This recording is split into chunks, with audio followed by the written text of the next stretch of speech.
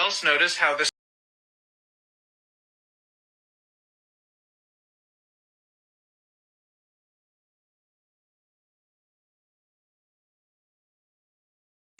She assured people that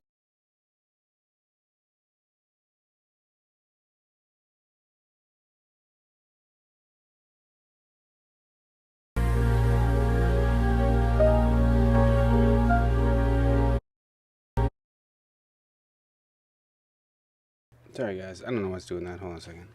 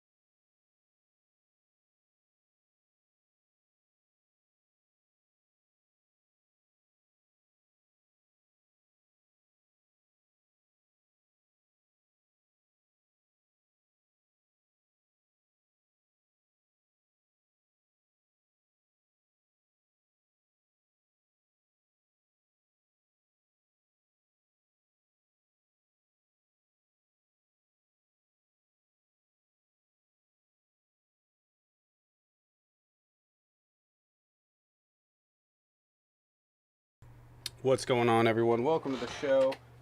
I've had technical difficulties. My live access went down for my other account yesterday. I don't know for how long. I didn't actually check. So there's that. But we are going live today. Probably going to be a little bit of a panel live today. Ow.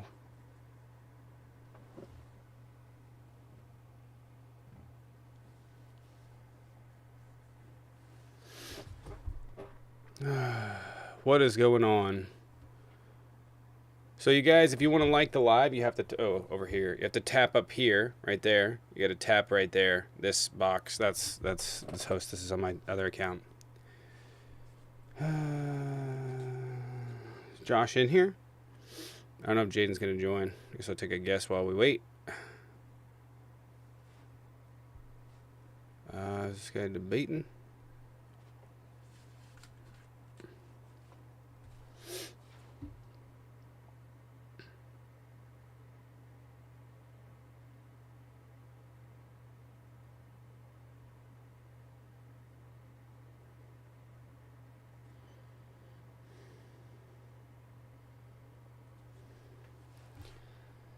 All right, we are live. What's going on, everyone? Taco time? Like, did you go and get taco time? I had taco time yesterday. We got Andrew Cobb. Andrew, what's going on? Hello? Oh, wait, I can hear you. There we go. You there? Oh, can you hear me? Yeah, I can hear you. What's going on, Andrew? Not a whole lot. Just driving down to Cincinnati from Columbus right now and saw you're live. Figured I'd come on and... All right, I'm sorry. I have to let you go. We have a no driving policy. It's nothing against you. It's just I don't want to TikTok guidelines. I don't want to get taken down for it. Sorry, is what it is. But if you stop and you want to call back in, we'll be live for much of the day. And, yeah. It's not that I don't want to have that conversation. Just TikTok will take the live down if they see people driving on it. So, and also we don't want an accident on the live. So, what's up, Josh? What's up, man? I was cooking. Cooking? And I got banned on my other account, so I had to switch accounts real quick. Well, if you guys want to, let me hit the refresh button here. Oh, we're not on the account.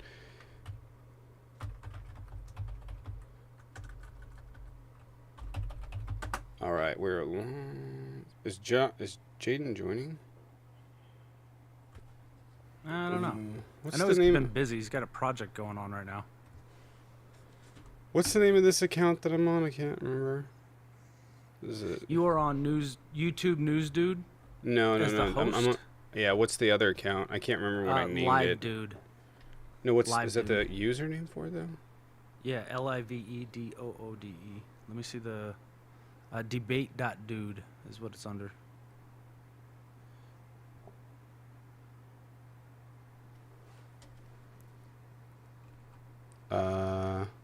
You see my live over there? You should be live. Charlene, appreciate it for the sub though. Appreciate it. I think you can just watch. It should be live over there now. I just got it going live, so it should be live over there now. Go check it out. Do you drink these the coffee monsters, the mean beans? Nope. No. Oh, I think your audio is going to be low. They're going to complain to me that your audio is low already. I got to talk closer to the mic, man. I'm not used to it. Is that better? Yeah. I got a good mic. It cost me like $25-30. I don't know. It's just the TikTok mics. Oh, I haven't got one of those. I was thinking about getting one of those to use to like talk into. So. What do you talk into? You don't have a mic? On here? Yeah. No. Not for the live. You just talk to the phone? Yep. I have a microphone for YouTube. I do not have a microphone for the other one. 1 second. I'm sorry, I'm working through all the technical kinks right now. Okay, it's debate.dude. That should be right? That's what I said. Debate.dude. Oh, I'm not on that one. That's right. I'm on this account. I'm dumb.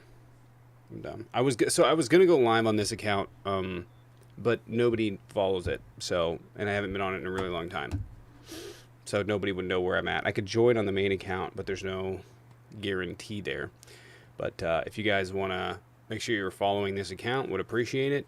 That'd be cool. And if you guys want to go follow me over on the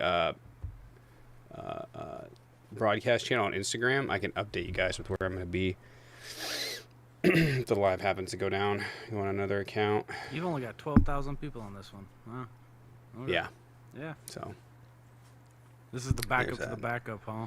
well, this one was going to be, so originally we were going to post like long debate videos on here just for content, just to post, just to see how it would do, because I was already going to post it to YouTube, but then it kind of fell off. So that's what I'm trying to get back and doing, like posting like that full, because I think you post 30-minute videos. I don't really want to do that, but I have seen people do that to some success. The TikTok algorithm does have a spot for videos that are incredibly long.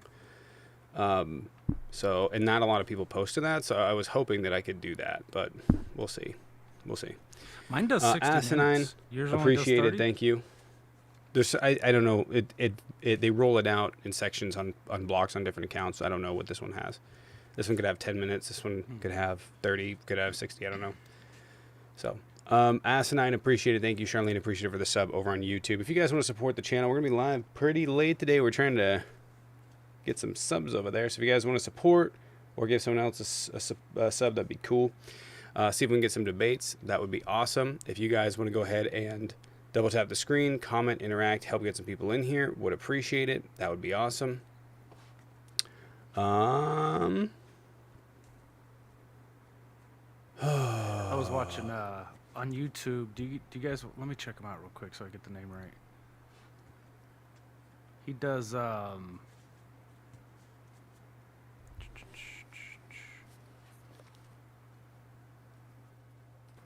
See More News, or Some More News. Sorry, Some More News. SOME More News. You ever watch him? Cody. No. He's got his latest video. He's trashing the Surrounded and the Jubilee and the Jordan Peterson debates. I wanted to It talk takes like about an that hour for a and second. trashes them. I wanted go to ahead. talk about that for a second because you saw Danny Talks was on there, right? Yeah. Now, I'm going to be real with you. Okay, I'm going to be 100%. I don't know how Danny debates now. I know that I had a debate with Danny about 3 years ago, somewhere in there. Might have been longer. And I remember he was profoundly stupid. I remember that his debate talking point was among the worst that I've ever heard. And I didn't debate him. It was on something to do. It was like really pedantic or whatever, but he just wasn't making any sense. And me and there was multiple other debaters in there were just like, what the fuck are you talking about? And so it wasn't just me. It wasn't just me making this characterization. Multiple major debaters were in on that live. And they were, Danny, what the fuck are you talking about? You're not making any fucking sense. I don't remember the context of it, but I remember him coming out there like, God, this guy's fucking stupid. And he fucking trashed Jordan Peterson. So I was like, I don't know, did he come up? Is he like doing well man. now? Could you like Carbon was saying? Could you imagine debating yourself 3 years ago? It's a different No. person. So I know. That's why I'm like, did he come up? Because I haven't seen Danny really since I debated. I've seen him around on TikTok, but I haven't really seen him since I debated him. But he fucking destroyed him. And I was like, fuck, Danny, good for you. Like, honestly, Yeah, I don't know. that was nice. Like I said, this was Danny. I couldn't imagine debating myself 3 years ago, to be honest with you. So, he might have come up. And I remember he was a lot younger then. Like, he was not very, I think he was maybe like 19, 18. So, but the fact that he came in and just railed Jordan Peterson, Just mollywopped him. just mollywopped him, was like, fuck, God. So the reason I asked that was because I was either Danny is really impressively good now, or Jordan Peterson is that impressively bad. You know? You could study for 3 years. That's not. Did you see Ian up there? I haven't. Ian was quite impressive. Ian, it made me smile. Oh. I'm really impressed with them. you imagine if they're I- probably one of the smartest people on this app. I kid you not. If I got up there and debated Jordan Peterson in his own voice and just mollywopped him, oh my God, the men out there doing all of their hard work. I worked construction, and I'm not sitting over here going, look at what men did. The men didn't do it. The fucking excavator did. Be fucking for real. Hey, what's up, Andrew? Mr. All right, Cobb. can you hear me? Yeah, man. Yeah. Can you disconnect from the Sweet. Bluetooth? You said you weren't driving anymore, so. I'm not. My wife's actually driving. I'm just sitting in the passenger seat. Just to make that clear. Should we video it, or? Um, I mean, the audio is real bad. Here, I can get Josh? it off of. I'm not worried about it. I can get it off of. What's it called here? All right. Is that better? No. Sounds like she's hitting the center lane. That was my wife. Okay. All right. It's just a real quick. I don't think we're probably going to agree on a lot more than we disagree on. I just had a question for you, I guess, as the Democratic Party moves forward. A little context. I voted for Donald Trump in 2016. 2016. I was 19 years old. I came from a heavily Republican family. My dad watched Fox News every night, and I was in a fraternity. So those things add up to I was sort of misled, right? Haven't voted for the man since, for obvious reasons. But I guess my question for you is how, moving forward, does the Democratic Party win back votes such as myself? Like, people my age, 30, white male, is it a level of, did we go too far to the cancellation side? Are like frustrated, or they don't want to vote for that, or I guess in your thoughts, what do we do to win those votes back? I mean, I generally think that much of what the Democrats absorbed as their political talking points and their party policy was very performative. And so you have a lot of people up there that are vying for votes as opposed to actually speaking on the matter, right? And I think that's the problem, is that when you have people that are up there that are fake, that don't understand the actual issues, you run into this problem where people come off as disingenuous. And it's easy, especially if you don't have, I mean, if you look at it this way, like, the Republicans may not believe in what they say, a lot of them do.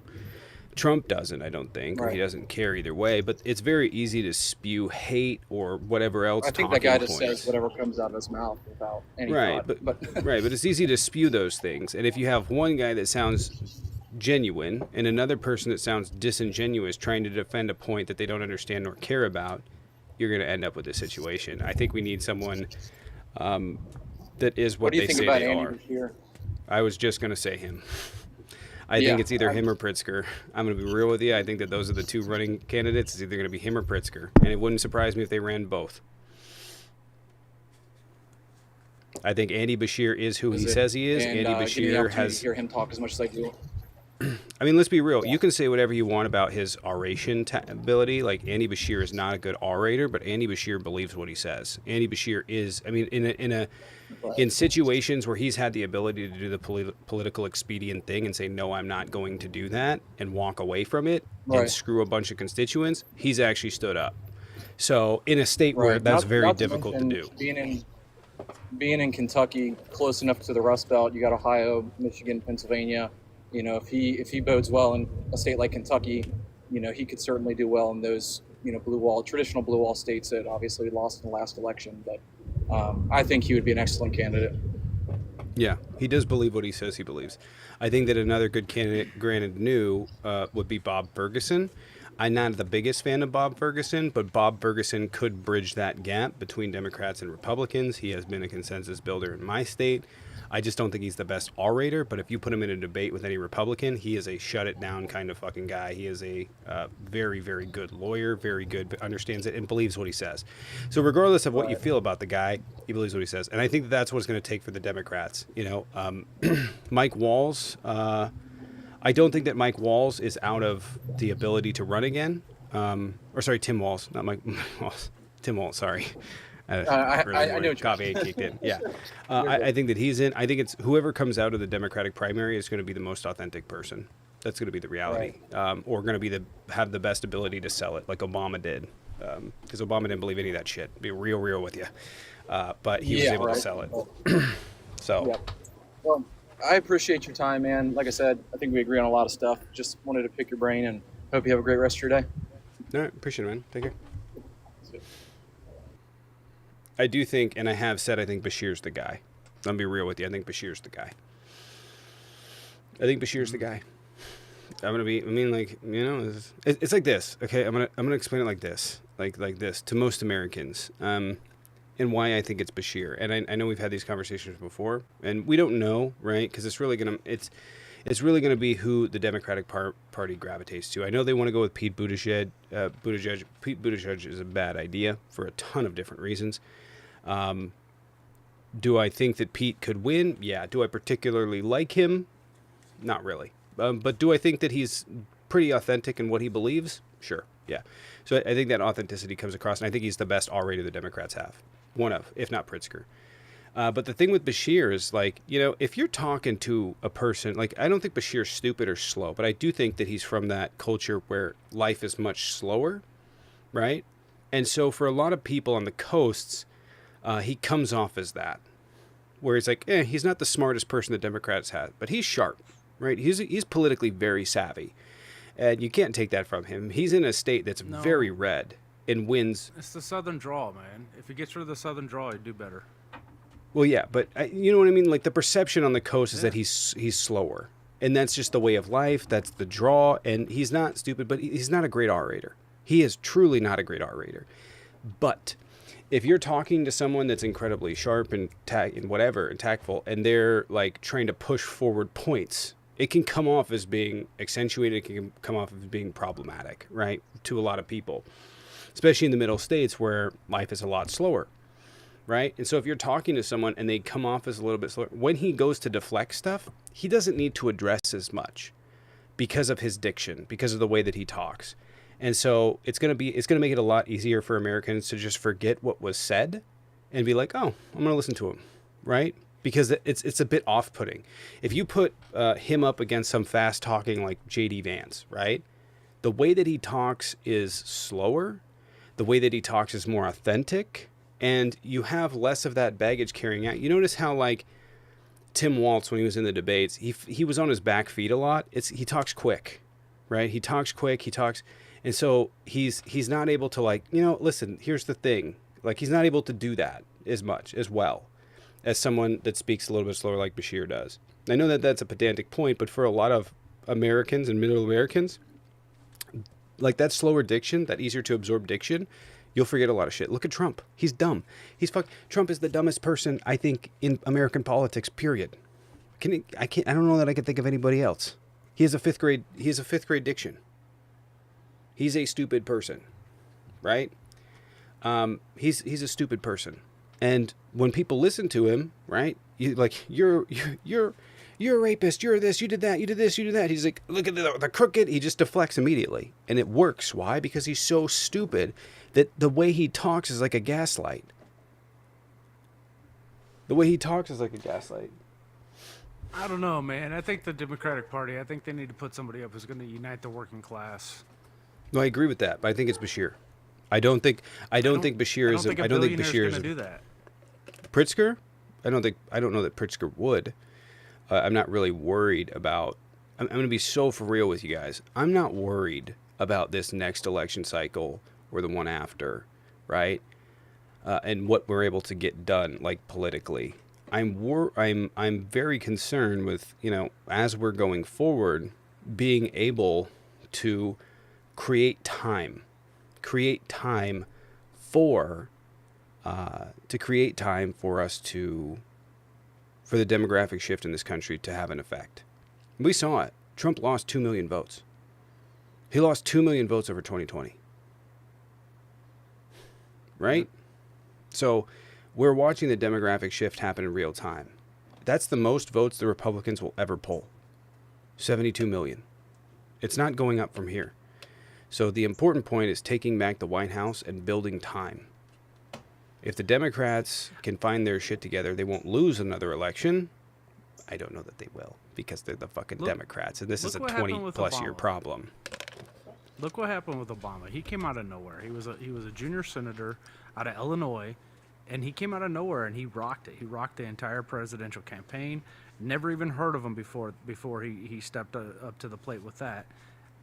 I can see that happening again if they can find somebody who can unite the worker party, like a Bernie, but younger. somebody who has that ability, I can foresee that, launching past a Bashir or a Pritzker for sure. No, I think. No? I mean, no, I don't think so. And I'm going to tell you why. I'm going to tell you why. And just Obama is just a once in a century candidate. Let's be real with you. They prepped him. They prepared him. He didn't have anything that they could pull off him. They had to make shit up. I think that what's going to be really important going into this next election cycle, and what the Democrats are almost certainly going to target, and what you see, I mean, you see it right now, right? Like we're watching it right now, what the Democrats are doing. They're trying to find a candidate they're trying to be able to go into the next election and say, look, we worked with Trump. It didn't work. We worked with Trump. We're a consensus builder. We'll work with Trump. When you look and you go around the country, right? A lot of these candidates that are winning by these huge margins, that's what they're doing. They're picking up both sides of the party platform, right? I think the Democrats need a more uniform platform, and I think on the federal level with their candidate, they need someone that mirrors that bipartisan, swing state apparatus. I think that Bashir is that person. I think that Pritzker could do it well enough because he's so likable, but I have a hard time thinking that anyone else can. I think the Democrats are going to gravitate away from a woman. Let's just be real. And I think it's going to be somebody that's in a swing state. I don't think it's Shapiro. Not because of the left, but just because I don't think that he's, you know what I mean? Bro, we all know. Bombs. He signed his name on bombs. Right. You can't get away from that. Hey, we got people in queue. So, we do? No, I don't see anyone. Oh, they must have fell out. Yeah. They were like 2 minutes ago. Yeah, they fell out. Never mind. If you're debating, hop on in the box. Would appreciate it. I think it's Bashir. Do I think it's AOC? I think the Democrats are going to be too scared to put in a woman. But I do think an AOC is a very real, viable... I think the thing with AOC is that if they don't Kamala her, okay? If they don't Kamala her, I think they'll be okay. Where they put her as a VP candidate. But I think that the easier selection would be Whitmer. Huh? I thought those bombs were for Palestine. Am I wrong on that? They were for Russia? Yeah.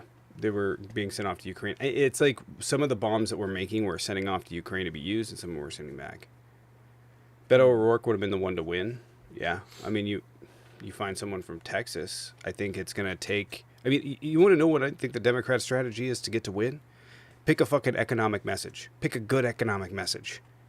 Find out what you're going to do. Pick a good economic message, right? Say we're going to raise the minimum wage. We're going to lift up working standards. And then when the Republicans complain, look, they tried. They had 8 years under Trump, and it failed. We're going to try it our way. You want a loser of a candidate? Then fucking put me in. I'll fucking destroy any Republican up there. You want a fucking loser candidate? You want a loser party? Look at what they did over 8 years. Did your life get better? No. No, it didn't. We have a good economic message. Well, what about Biden? Biden did a lot of good for this country in an economic turmoil, an economic time, and I disagree with the way he handled it, and I would have done it better, and I would have done it this way. Boom, that's it. That's it. Distance yourself from Biden. Biden gave us a lot of good legislation. You could even fucking lie. You could even fucking lie. You don't need to disparage his record, but look, he handled it in a way I wouldn't have done it. We did really well relative to the other countries. I wouldn't have done it that way. We're going to try out a new economic platform, and this is it. This is distinct. This is different from the corporatist Republicans and the corporatist Democrats and the Donald Trump and the MAGA. We're going to try something different. And you know what? If it doesn't work, it doesn't work. But we're going to try something different. And America would respect that. You don't have to say if it doesn't work, it doesn't work. But America would respect that. You know what I mean? So... There's a lady running in she's actually running in my district in Arizona, Southern Arizona, District 7. Her name is Deja Fox. She is... So we had our congressperson, his name was Raul Grijalva. He passed away a couple months ago, and essentially his daughter is now going to fill the spot until the election. But she essentially inherited everything. She inherited the donors list. She inherited the email list. She inherited everything that her dad had for these campaigns. And he was a good guy. I'm not going to say Grijalva did bad. He did a lot specifically for the indigenous communities here in southern Arizona. Not complaining, but he was an old school Democrat. He was not progressive. And there's a new candidate. Her name's Deja Fox. It's FOXX, and she is running, and she is extremely progressive, and I'm really hoping that she'll get the spot. Maybe turn southern Arizona blue at least. Let's hope. Where are we at? We got Lord, my lord. Yeah, I'll let him in just a second. If you guys want to support the channel, there's a Venmo Cash App in the bio. You guys can also help us with the gift goals on here to help us get us out to people, because we have not been live on this account in a minute because the other one went down last night. So yeah. The YouTube up top looks like an old man's running that account when you look down at the... Looks like my grandpa on FaceTime. Yeah, by the way, if you guys do want to like the live, you have to do it over here. You have to double tap this account right up there in that box. Then I'll help you get it out. Let's see if we can get some people in here really quick. Put this person in. I'm going to need just a second here in a second. You have to tap the host box up in the corner. If you want to like the live, tap the host box. YouTube News Dude. HQ Reacts, appreciate the $2, by the way. Thank you. If you guys are over on YouTube, hit that like button. Would appreciate it. What's up, Lord? You got $2 just now? Yeah, cool. Yeah, yep. $2. Wow. Yep. Wow, you're Are you balling. debating? I know. Yeah. Cool. I'm gonna use it at your mom's G-string later. You debating? Your mom's a stripper, right? Is that why you're so mad? Because you're No, my mom works down at the docks. Let's you're fucking a debate. poor loser. Is that what this is all about? You're just poor Can we losers. debate, Are you please? debating? Do you know who Ayn Rand is? Yeah. Ayn Rand, yeah. Yeah, Ayn Rand spoke of the worthless, incompetent class, like you morons. You're basically worthless, incompetent morons. Cool. Ayn Rand's dead. Yeah, just like your argument. Just like your fucking argument. Your time in my fucking live. If you're debating, hop in the box. If you're gonna be a whiny bitch, call your fucking therapist. Just come up here to tell us we're worthless. Fucking good start to the day, man. Good start. Yeah. God, they need to be checked in. They need to bang their head off a fucking rubber room. You know what I mean? He got fucking destroyed, tried to repurpose my joke, and then goes, Ayn Rand was a worthless loser who was a miserable human being. And quite frankly, the world is better now that she's dead. I'm going to call her it. What's up, Annie? Doesn't deserve to be treated like a person at any regard. Hello? Eddie, are you okay? Are you okay, Annie? Inferior's mad. Go get some mental help, man. It's like these 5'2" people are like, you're inferior. We are the... Hello? Annie? Okay. If you're debating, hop in the box. Do we got Paige, or is Paige over in... I don't know. Over in... Yeah, give me what's her one name? second.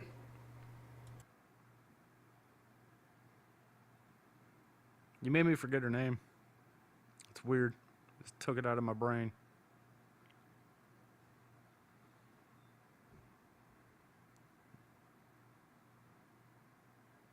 Reggie. That's right. Thanks, clueless liberal.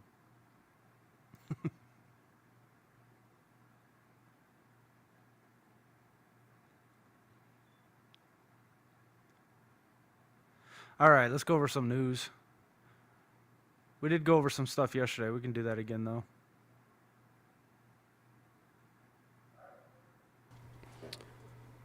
So the federal judge blocked Trump's ban on students from Harvard. Harvard is actually 25% of their student body is made up of student visas or immigrants coming into this country, and he's trying to ban them all. But the federal courts came back and said he can't do it, which is good. The tariffs are over. Tariffs are over. He doesn't have the executive power to do that, so the tariffs are over.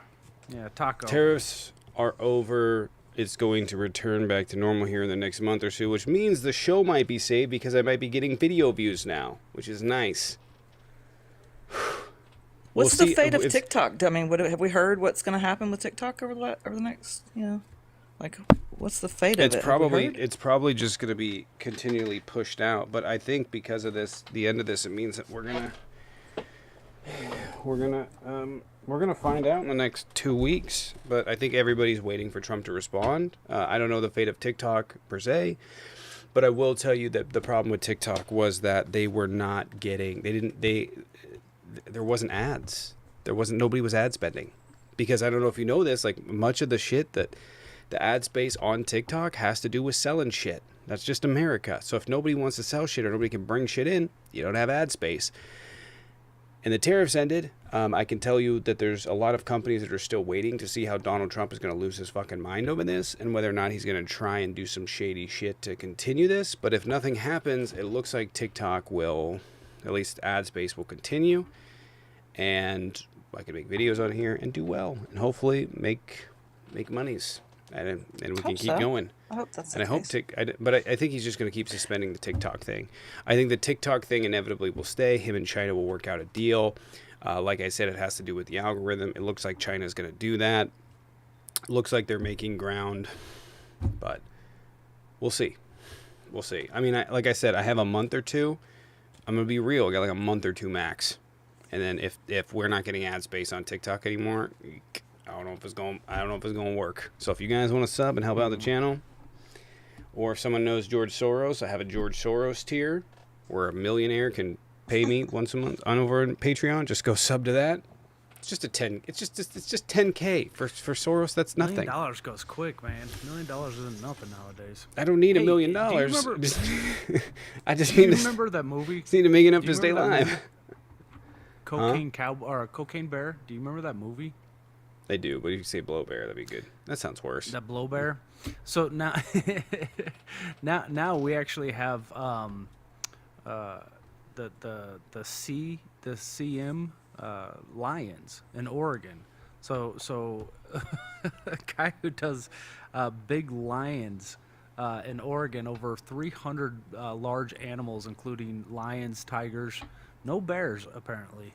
Oh my! The gentleman in charge of it, the gentleman in charge of it was found with 80 G's, I guess, of the CM stuff, a bunch of firearms as well as the blow.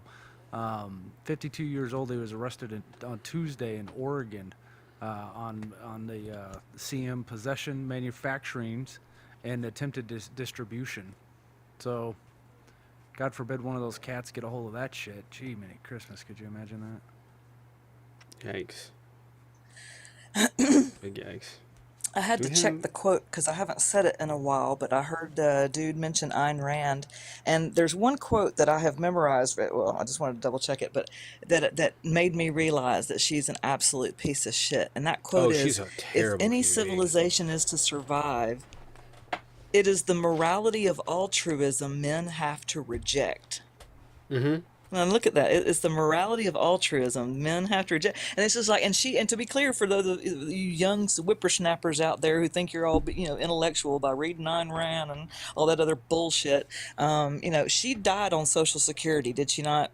And Medicare. Like, didn't she die in this country on social services, government services, if I'm not mistaken? Anyway, I just wanted to make that point real quick before. I'm almost positive she did. And she berated it the entire time she was over here. She kept saying, government is not supposed to take care of people. She's true libertarian type. But she isn't it funny? She rallied against egalitarianism and altruism and was literally on on state services. Isn't that fucking crazy? She was on Medicare. Isn't that fucking crazy? That is fucking crazy. Typical right-leaning. It is typical. Minded person. Yeah, why didn't she reject altruism in her fucking Medicare fucking paycheck and her fucking Social Security paycheck? Why didn't she we reject have people in those? the disability, Thanks, disability come in here, and they're like, "I'm voting for Trump." Why? Right. Why? Right. They get to, that is a weird dynamic where it's like they do not fundamentally understand that they are advocating against their own interest, right?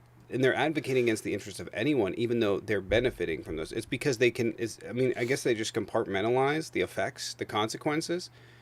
Because if the Republicans had their way, a lot of these people advocating, you would die. You're a debt. And that's the fascist nationalism that we're talking about. I mean, I just point out that's the fascist nationalism we're talking about. That there are people in America that would happily walk themselves straight to their death rather than admit that this is a good program. Do you remember the conversation that me and the gentleman, the quadriplegic gentleman that was in here, we had? And he was talking about his self-worth and how he is not worth what another man is because he couldn't help his wife put up a fence in the yard. We had this conversation with him, and that's what it is.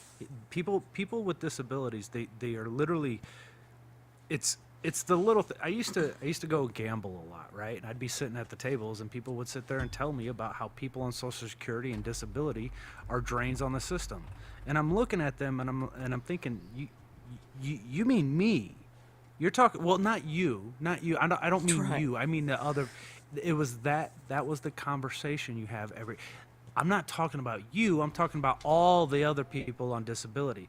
No, you're talking about me. That's and when you get told these things continuously for a decade, you start to think maybe I'm not worth that. Maybe I'm not as productive because I can't produce for the society. I'm not worth as much as somebody else. And you get hit with that enough times, man. I mean, you start doubting yourself, your self-worth, and then you do shit like vote for Trump because you don't deserve those things. Yeah, I used to be a gambler. 21 was my game. You know, I don't really. I'd have a talk with Popoli, by the way. You know, I don't really. I'm going to be real with you. I have never, ever complained about people receiving Medicare or Social Security or health benefits anywhere in the country at any point. Because I know, generally speaking, that is a fraction, a small, tiny percentage of what we give away in this country every single year, and it benefits people. And it is a weird juxtaposition that nobody sees. That if the billionaire class gets $1 trillion in tax breaks a year, no one bats a fucking eye. Where's that money going? It's not to feed themselves. It's not to keep themselves upright. It's not to keep a business open, which I don't believe they should get it anyways, right? Unless this business is critical. But I mean, if you're paying shit wages to your workers, fucking, you know, I think I'm gonna be real. If you're bailed out, we should turn your shit into a co-op. But I mean 100%. If your shit is bailed out, it should absolutely go back to the workers. Fuck you. You lose everything. You should not be able to keep your destroy a company and keep your stock. But we give these billionaires this fucking money, and then nobody bats a fucking eye. And they use it to fucking buy stock to make themselves more wealthy, to buy another fucking boat. Nobody says a word. Nobody in America is going, oh, this is bad. How could we fucking give guys that have fucking hundreds of billions of dollars, how could we give them more tax breaks? Right? They earned it. Well, did a fucking poor person that was just born in America that's starving to death, did they earn that? Did they earn the right to starve because they were born with a lifelong disability? Did they earn that? Was that something they earned or something that happened to them? It's sick. And I don't know how, and I just want to point out, right? Like, I don't know that I should, but ever since I was little, like, you know, I remember, like, going around and seeing people that were born with disabilities being like, man, this is a fucked up place, isn't it? And this is not, you know, and so, like, I don't want to exist in this world with people that don't have empathy for that don't have a degree of care, right? Because that's ultimately what you're advocating for. They go, oh, that's so sad. I'm gonna cheer on the kid with that has the Make-A-Wish. I'm gonna watch a video about a person that's disabled that got a fucking wheelchair because of fucking and finally got a wheelchair, and got Medicare, and like I'm gonna watch a video on TikTok about someone that had their life destroyed, right? Where they posted that they survived this major incident, they survived a major health issue. And thank God. And then not think that those things come with debt. That those things you're trying to defund. That you're trying to make it so that person could lose their fucking house to medical debt. I've had multiple family members. I'll tell you 2 stories. I have multiple family members that have racked up over $1 million in medical debt from things that they could not control. Things that they could not control. I'm just saving this guy's screenshot because he's about to get subpoenaed. I don't know why they keep doing it. They're getting subpoenaed. It's gonna be hilarious. It's gonna be funny when I'm like, oh, that's who it is. Hi, how's it going? But I don't understand how people can not have a degree of empathy for that and actively advocate against those things.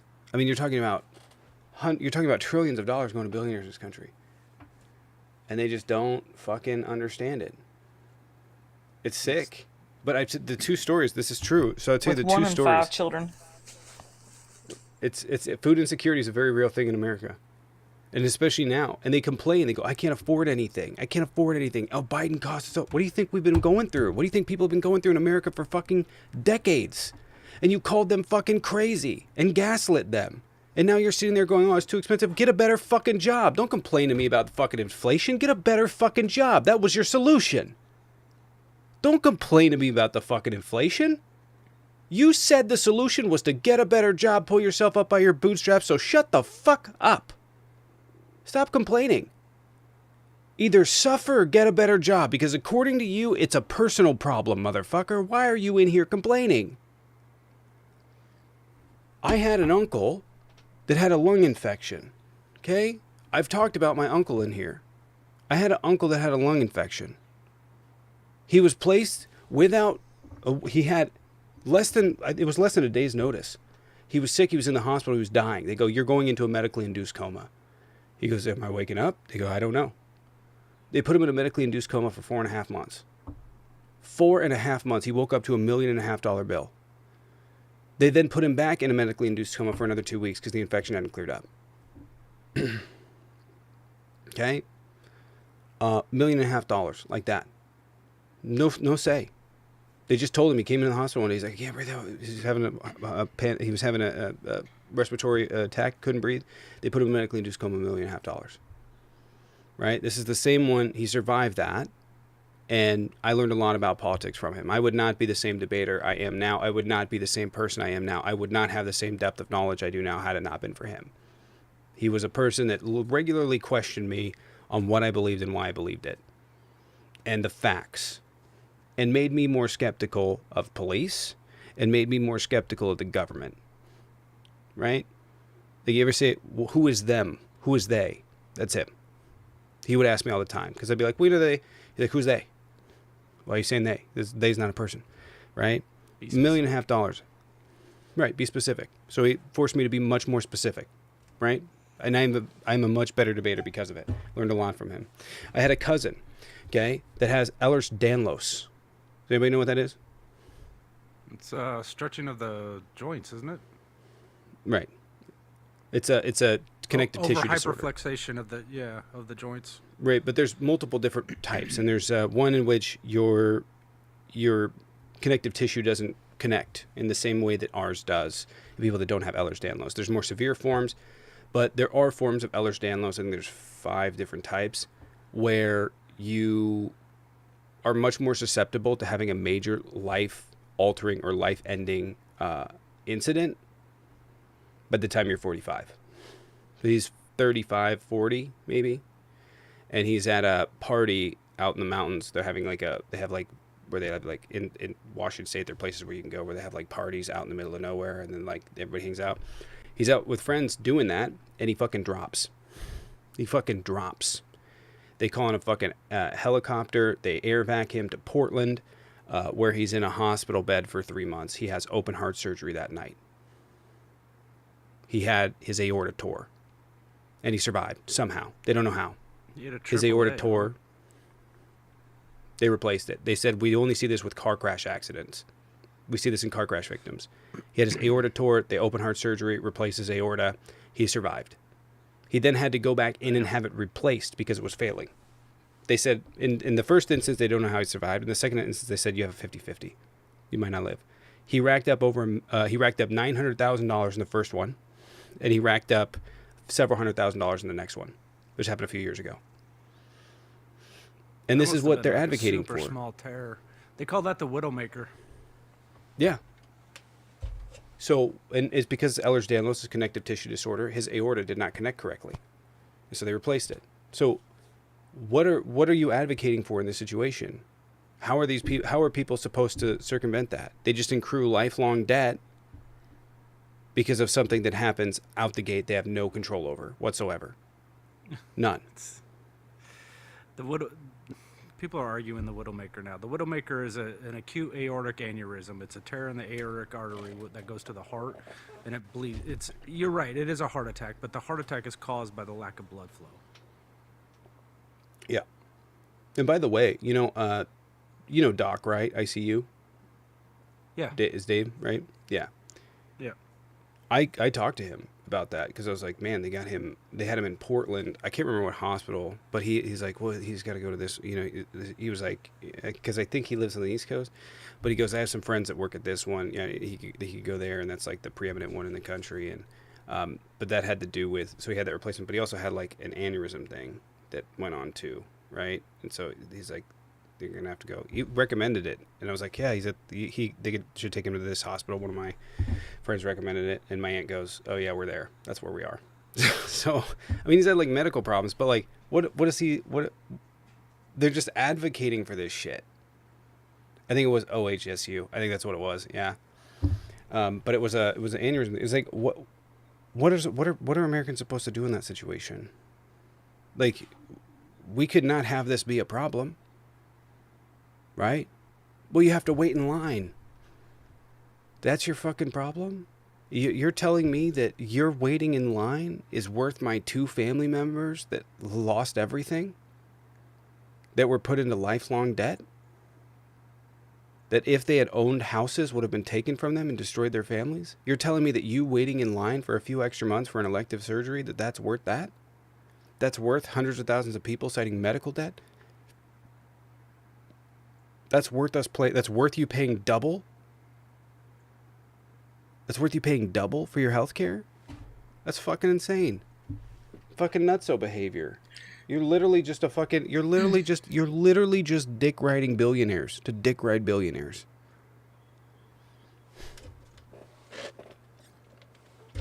When you were talking earlier, Tommy, about having a message and trying to really gin up a voting base for Democrats again is, universal health care. I don't think a lot of people realize we're the only major country on earth that doesn't have it, and I think that so many people are affected by it and will become affected by it with this dipshit NIH and all these people running, brain worms running our health and human services and all.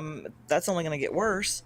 But yeah, universal health care should definitely be one of the messages of raising minimum wage, etc. But that's a big one because that affects everybody. We all get sick.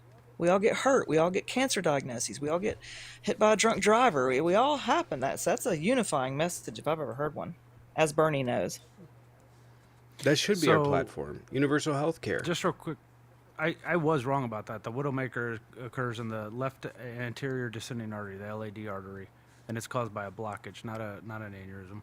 So I was wrong. The doctor in the chat was clearly right. That's why they're a fucking doctor and I'm not. I went to paramedic school, not doctor school. That's why you know more. Oh, somebody's trying to. Why is being gay a knock to people? I don't understand. I don't know. Why is that? Because the people saying it as a pejorative or insecure with their own sexuality. That's all it really boils down to. That's it. I mean, I don't. It doesn't affect me at all if you call me like my best friend is gay. So and Jaden's pan. So this stuff doesn't affect me whatsoever. It doesn't bother me, like, and I'm not saying that to deflect from it, but like, I'm just saying, like, I'm not affected by someone else being gay, very clearly. My sister's a lesbian. It doesn't affect me. So you calling me gay is not, you know what I mean? You're just going to be really insecure. It's really, why could you call me gay? I don't get it. I don't get it. I got a message, John, by the way. Brooke, appreciate it. Gotcha, $1. Appreciate it, Brooke. Appreciate it for the $1. I always figured being bisexual would actually open up your chances of finding love by 50%. Like, I thought that would be a... Indeed. It would. Right. Right. Appreciate it, Naughty. Thanks, It bud. doesn't, Thanks for the $1. it doesn't, it just doesn't affect, I don't understand why people are just freaking out about, oh my God, and it's weird because they used to be like, Trump's the most pro-LGBTQ president, and that ended quickly. That would end that. What was it? The missus and I were actually talking about this. Do you know that, like, through most of human history, by the way, it was completely acceptable to be with other partners that are of the same sex? Not even like most, like nearly all. Only over the last, like, 100 years has this become a problem. That's fucking crazy. 150 years. And frequently, very frequently, throughout human history, there have been times where there just are not women present. And so men have resorted to themselves. There's actually, someone wrote a book on this about the gold rush out of California. No women. Guess what they did? Did they consider it gay? No. No, they did not. They did not at all. The Greeks did consider it manly and encouraged it. In fact, Alexander the Great, he would have everybody sleep with everybody. He felt it built unity. And it was commonplace at that time. You would fight harder for somebody that you loved. That's right. You know? Really getting in there. Nothing wrong with it. I just feel like there's a lot of built up internalized homophobia, and when people are like, that's gay, it's very clear to me that you're concerned with your sexuality. Let's be honest. Because I don't know if you know this. Papa Wheeler, are you driving? Say again? Yeah. Here, call back in when you're not driving. Call back in when you're not driving. Really, really get in there, you know? It doesn't... I honestly, I just think that's what it is. And I think the trans issue, too, I don't think it's an issue, but I think that they've made it an issue because it adds an element to it that makes them question it more. You know what I mean? It adds an element that makes it question them more. You can call a guy hot without being like, damn, he's fucking good for him. He's fucking hot. Holy shit, good for him.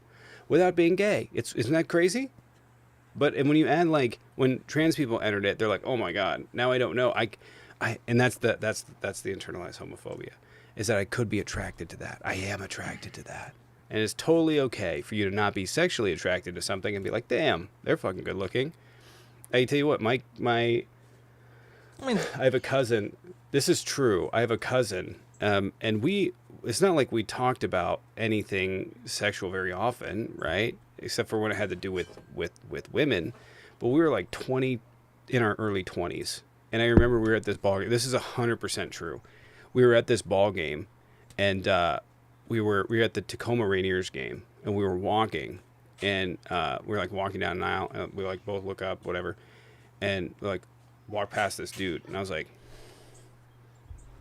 that dude was fucking incredible looking. Holy fuck. I mean, I'm not gay, but Jesus. And he's like, yeah, I fucking know. Like, he has a kid at this point. Like, that's the thing. You can do that without being gay, men. I just want you to point that out. That just takes security in your sexuality. Okay? I think it's like, as a straight guy, I think straight guys have those thoughts, and that's not a problem. It's when you have those feelings, that's when you start questioning stuff. Like, I have thoughts like that. That's a good-looking guy. I can have that thought, but not have that feeling of, you know. I mean, it's a difference between having it in your head and having it in your loins. Right. You know, Visually attractive and sexually attractive are two different things. I think Visually that's the appealing, difference. you know, that can be anything. You know, that can be artwork. That could be people's, you know, physique. It could be a person's eye color. It could be, you know, I see it completely different as well. But, you know, again, if you're not secure with your sexuality, though, I could see how one can get those twisted up, you know, or, you know, muddy those waters if you know. But no, I think that either the people are insecure and they lash out, or they know that they are and they're bitter about it because they don't want to they don't want to feel the ostracization and the, you know, the bigotry from other people toward themselves. So they are angry about it, you know. That's my belief anyway. I think that's why most people lash out. Makes me wonder how many of these super straight men have come in here and been like, and had feelings for me. I don't. I was talking innocently, and they were trying to fuck me. Mimi, that guy, fish bitch, Mimi behind the Kmart. He was one of them. Ragdoll you behind the Kmart. Ragdoll to him meant something very different. I know, yeah, he's like, ragdoll me. Very sexual. I do want to say that, though, like, there is a major difference here in society, right? A major difference in society. Because, like, you see people go, like, there's this big talking point about, like, well, look at blue areas and blue states and how many more people are bisexual, how many more people are pan, how many more people are all the various different types and not just straight, right? And I was like, yeah, that's because they feel more comfortable coming out. And that's just implicit across all societies. There's not much variation, right? You're going to have very similar circumstances, similar things because that's society. But they use it as like a talking point of how we're indoctrinating people. It's like, no, you guys are just fucking repressed. But we also see it among the female population versus the male population, where the male population is far less likely to identify as anything other than straight versus the female population. And the reason for that is because women feel more comfortable with it than men do, right? And men are just it's internalized homophobia. It's like, oh, I can't be. It's like, listen, you're living your worst life right now. This is true. Does anybody here watch 90 Day Fiancé? Chat, help me out. Anybody here watch 90 Day Fiancé, the new season? I saw a couple of them. Not the new season for sure. I'm gonna look over who's in the box in just a second. My girlfriend has got me into this show, right? And we like talk about it. We sit there and we talk about it. And okay, but hear me out. It's like really entertaining because it's very clear to me that there are very, very gay G people that are on the show that are hiding it, right? Oh. And the new season has this guy named Mahdi, right? And he is obsessed with his girlfriend. So his backstory is he came from Iran to America to get a K-1 visa with this girl, forget her name, Maddie, I think. I can't remember. Maddie and Mahdi. I can't remember. But his name's Mahdi. And he is obsessed with figuring out if she's bisexual or not. Obsessed. And I'm watching this whole show like, bro, you ain't batting for this team. And he is just like obsessed with it. And what makes it weirder, Stevie, not Maddie, Stevie. And what makes it weirder is that his friend, who's also from Iran, right, is super obsessed with whether or not Stevie's bi. Super obsessed. And I'm like, dude, you're batting for the other team too. I think he's just upset that Mahdi's, but it's like, it's weird watching these very clearly gay men parade around as the fucking fun police, right? That's fun. They're like parading around as the super straight people. Like, I gotta know. Dude, you're fucking gay. I know this. I could see it. It's obvious to me. I don't know if you guys have seen it or watched it, but if you do get a chance. I don't have that, man. I don't have that. My wife will be like, he was hitting on you, and I don't see it. My radar's off. I don't see that stuff. It's all fake. A lot of it is definitely set up. I don't know to the degree that all of it is fake, but a lot of it is set up. It's very obvious to me. I think it's provably obvious. I don't think Rena meant to join.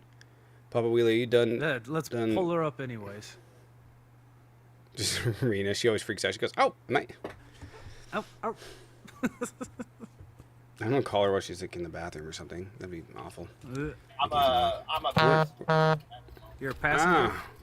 Yeah. Sorry about that. Hey, hi guys. The audio's terrible. The audio's really bad. I think you're gonna have to call back. The audio's just it's really, really not good. No, it's really bad. It just sounds like it's shaking. We'll be on for a while, man. Come back when you're done driving. Yeah. If you guys want to double tap the screen though, right up here. Over on the other side, right up here where it's the host right there. If you guys double tap that, it'll help it get out to people. Also, we have a crab goal. If you guys want to support or sub or help out the crab goal. Actually, if you want to do the crab goal, just help us reach the crab goal. You don't need to sub because I'm usually on my other account. This is just a backup now. But if you guys want to support, the crab goal will help get us out on the For You page so we get some people in here to debate. And Dan does a crab rave when he reaches his crab goal.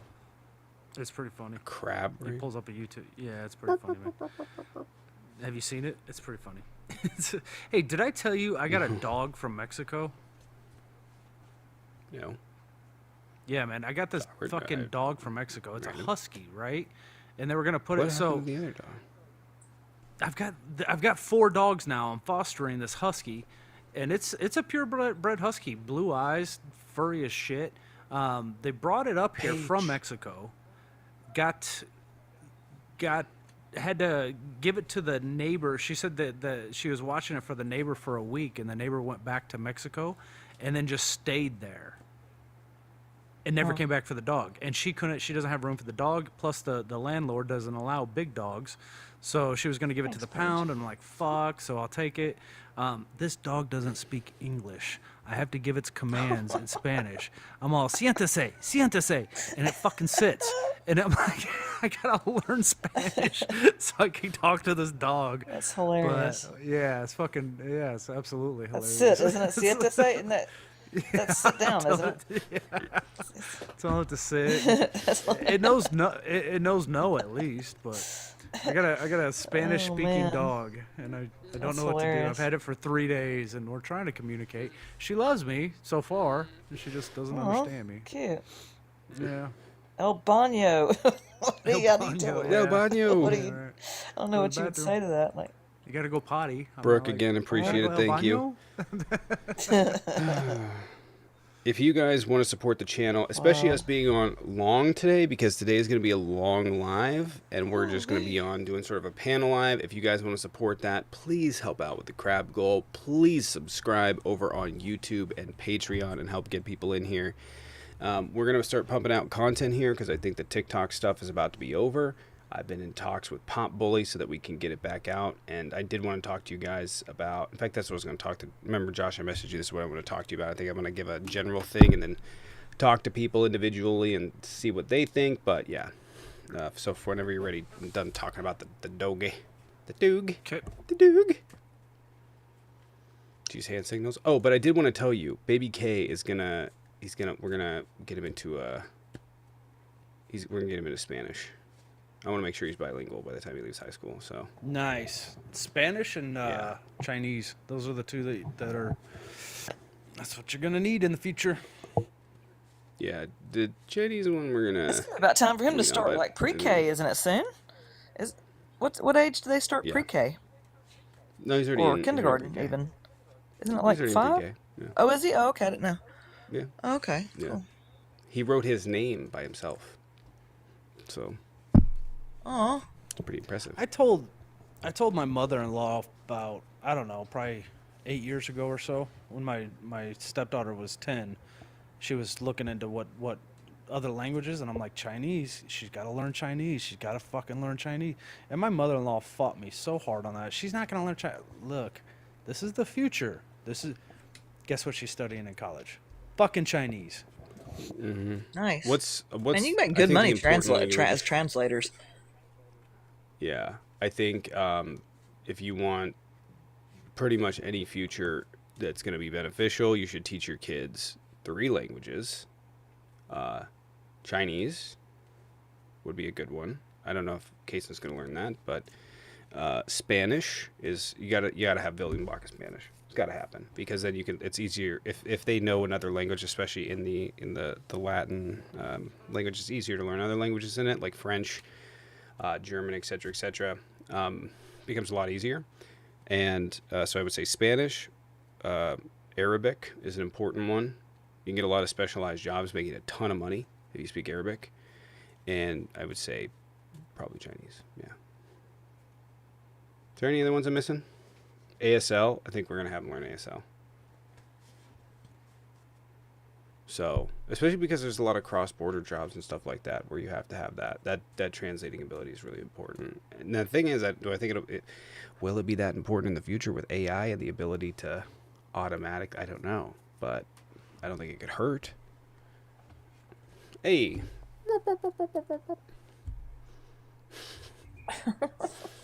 But if you guys are, if you're over I'm on starting TikTok, to. you gotta I hit never right finished here, Handmaid's. right there. Double tap that. to help get some people in here. Yeah. Have y'all watched Handmaid's Tale? No, I haven't even started that. So I started it and only got by not even through the first season, and I dropped it. And I'm picking it back up again. And my first thought is that while I do think that the Christian right in this country sure wouldn't have a problem with it being something to that degree, at what time period is it? I mean, is this supposed to like be in? Because what's happening to everybody else? Is this like post everything's gone AI? Like what kind of like I don't know. I'm trying to guess like what time frame this is supposed to be in, aside from the whole, handmaids. I don't know. It's like, is it post-fascist? Is it, do you see what I'm trying to get at? I don't know if I I'm have asking I no think the it's right idea. question. People are saying theo-fascism. 2026. I think it's theo-fascism. Well, it's, yeah. That's funny. So, It's y'all should watch theo-fascism. that, because everybody, I think, should watch that. Because that's something that could definitely happen here. I could see it happening. Absolutely. Present day. Okay.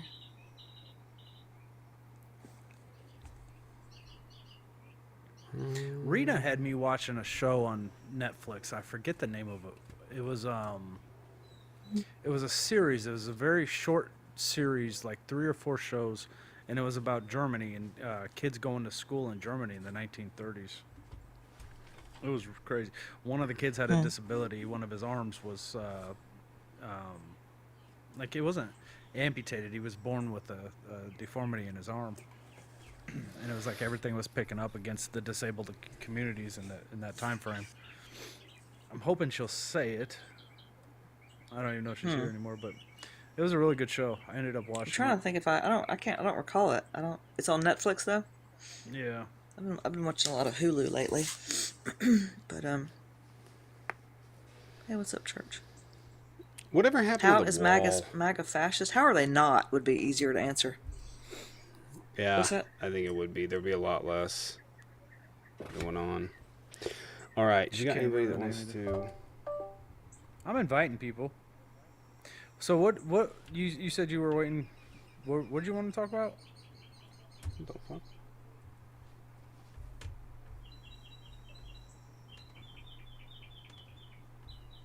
Who's got the birds? Is that you, Sharon?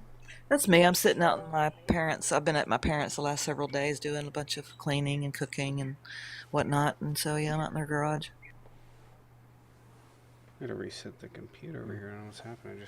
Hey, did you know that there's an fireplace app photo. that you can have, and if you hear any kind of bird, all you gotta do is it's just like identifying a song on Google, but you can hit the button on the app and let hear the bird, and it'll tell you exactly what kind of bird it is and all the history about the bird or whatever. It's a pretty neat app. Yeah, there's That's like an cool. I'll app have that to check tells that you out. what it like scans plants too. It'll tell you what plants Yeah, there I've are. got that one. Adrian joined. It's not always right. Is it? That's suspect. No, it'll be wrong sometimes. I got an app for Oh, Baby go ahead. K. I got some. I got one thing I got an before I app forget for, too. I got an app for Baby K that like shows you the night sky and where everything's at. He loves it. What's up, Get Real? You debating? Rena just said it's Forgive Our Trespasses before I forget. It's a great show. Check it out. Hello. I just wanted to say before I forget, for any of those that might be listening on the right, is that Harvard has now given a big FU to Donald Trump, and they're letting people take online civics courses for free. So sign up, MAGA, and learn how government works so that Trump can't dupe you over it anymore. Thank you. Adrian, you can join, but you need to stop spamming my chat. I'm not gonna sit here and explain it to you in the comment section. It's a 5-minute for you.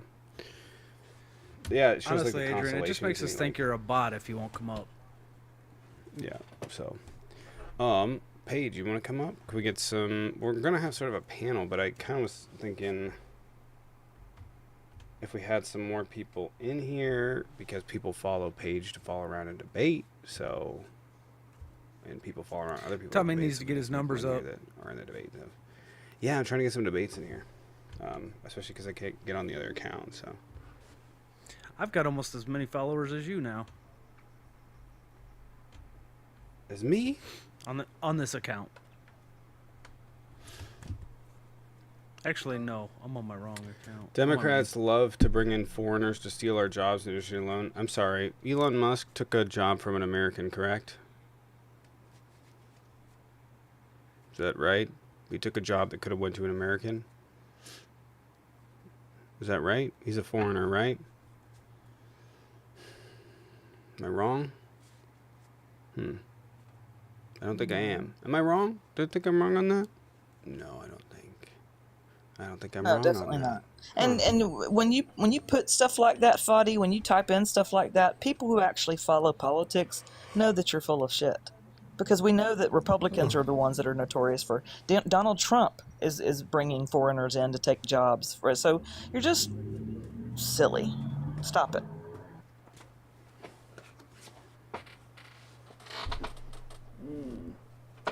And by the way, I'm sorry, Donald Trump hired Polish immigrants to come work on his tower, right?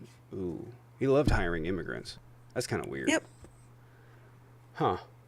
Didn't even give them the goddamn decency to give them hard hats. They were there to. He hired them all to demolish one of his buildings, and he didn't even provide them safety equipment. Isn't it weird, the projection they have? It's crazy to me. I'm going to be honest. I'm going to be totally honest with you. I think that immigrants do a better job than MAGA at virtually everything. So, just point that out. Adrian finally joined. Nice, cool.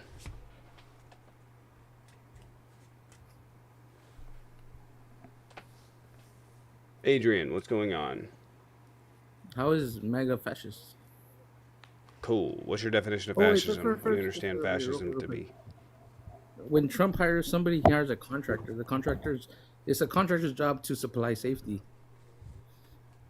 He hired Polish immigrants specifically. Yeah, because he they were said he hired What are you immigrants talking couldn't about? wear hard hats. Who was the contractor? I don't know who the contractor was, but that's how it works.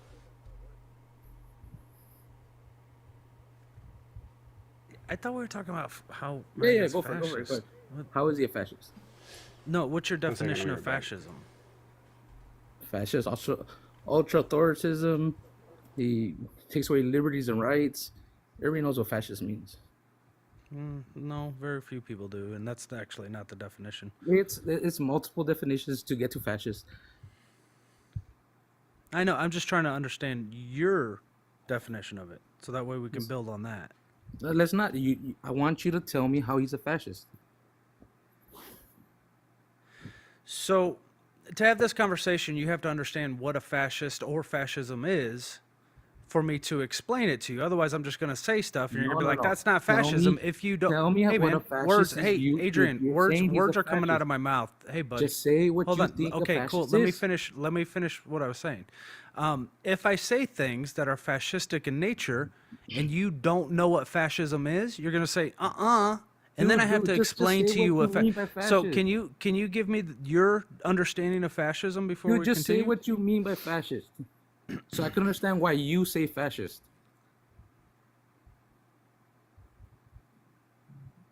So you're not going to give me your understanding of Dude, fascism? your Okay. claim is that MAGA is a fascist. Tell me what you mean by fascist. Far right, paleogenic, ultranationalism. We're not, dude. You're an over exaggeration. You over exaggerate. Everybody has different opinions. Everybody's mostly libertarian, centralist, and what you guys do is place us in this right-sided. It's dumb. You guys are retarded. You guys don't even. You guys over exaggerate everything. Don't give everybody the. So the first of all, dignity we're for not being going to a use the middle. R slur, right?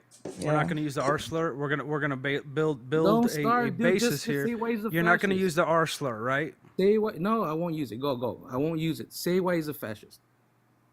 I This just is did. why a lot of people don't like Far you guys. right. But you guys over exaggerate everything, and libertarians and centralists. Okay, you already said this. Now you're just repeating yourself. Far right, paleogenic, ultranationalism. I can go further, but would you like to build off that? Holy fuck, man. You're muted.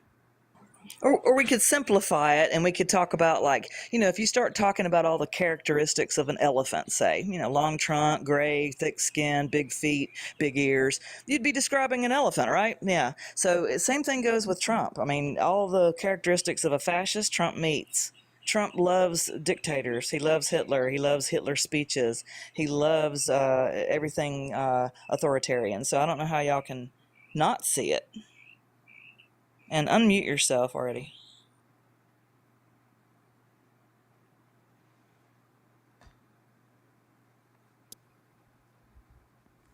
All right, take a breather and address what we said. Just what you said. You guys are literally calling every single MAGA a Hitler lover, a far right winger. It's all, you guys are over exaggerated. You guys don't give the benefit of the doubt. You guys don't even give credit to the ones that are in the middle, the centralists, the literally the moderates, the libertarians, and what you guys. This is why nobody likes this kind of stuff. Is because you guys over exaggerate.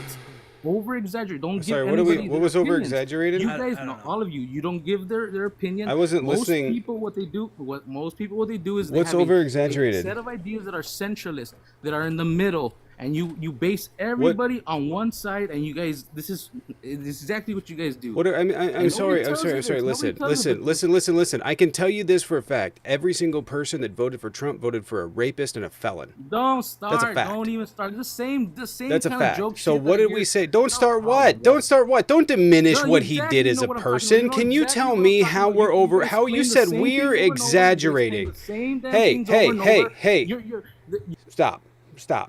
Stop. You're fucking. I'm not gonna deal with the steamrolling. Tell me what we did that was over exaggerated. Tell me what we said that was over exaggerated. Fucking steamrolling over here. We haven't gotten past my first answer. What was he your asked first- a question? I answered it. What was the question? Far right paleogenic ultranationalism, and then he went off into like how he's a centrist and a libertarian, and everybody in the country has these same like he's repeated. How this he 3 is or times. Trump is? Yeah, the people who are supporting him don't support fascists. They because support they're a- libertarians and centrists. They're Yeah, this is libertarians his and argument. centrists. What are you talking about, Americans libertarian and centrist? What? What part of the Republican platform is libertarian and centrist? I'm sorry you voted for a you fascist. I'm sorry you voted for a rapist. You have to own that. on what? What Own have we what? said that is overreacting? All everything that you guys stand for is an over exaggeration. What is an You guys over do it on purpose. exaggeration? You guys are grifters. You guys are. What is are an hardcore over grifters. exaggeration? You guys don't What want is real an debate. You over? guys I don't do want want a real real debate. conversation. You're fucking steamrolling. I can talk louder than you, man. I can talk louder than you. I can keep going. You want me to keep going? I keep going. I can talk over you. You don't even know what you're talking. You want to crash out? I'll fucking crash out. You want to crash out? I can crash out. You want to talk over? I'm gonna talk over you. This is exactly what you're doing. You're just doing it at a slower pace. You're just doing it. You're steamrolling the fuck out of me. You're doing it. What are we over exaggerating about? Everything you say is. What have we exaggeration. said? What about palingenetic? Fascist. What about palingenetic ultranationalism is an over exaggeration? No, dude. If you. What really about wanted to believe it, you would've been- I'm just going to interrupt you if you keep fucking steamrolling. What about what? How is Make America Great Again not a nationalist plea to rebirth? Look, what Trump wanted was No, absolutely the fuck not. yeah. Answer what I just said. Why do you want me? Make America question Great was- Again is a nationalist rebirth plea, correct? No. How is it not? What are they trying to It's make not. it great to then? So they're He not. was- Hold on. So they're not trying to go back to a time of national greatness. In a sense, yes. Cool. Wait. Let's There just you just go. mark this out. Awesome. That's one of it. Okay. In a They sense. believe that the country has become corrupt and needs to return to a time of national greatness. And the reason it has become corrupt is because of politicians and immigrants. Correct? Not exactly. What the fuck? Why do they believe that the Literally his okay? whole Cool. campaign. Why do they believe that the country has become bad then? What's the reason they give? Because federal government has overreached its power. So that would be the well, no, that's not. When did he say that? He's But that would always be. I saying just it. want to point out. So they don't blame immigrants. No, they don't blame immigrants. They believe that the immigration. Stop talking. 1 second.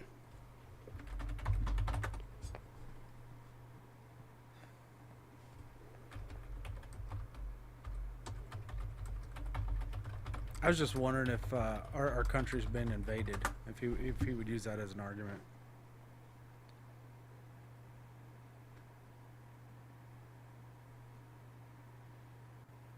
1 second.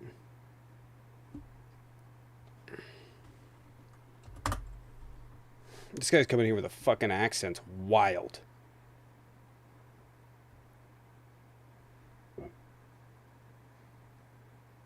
One second.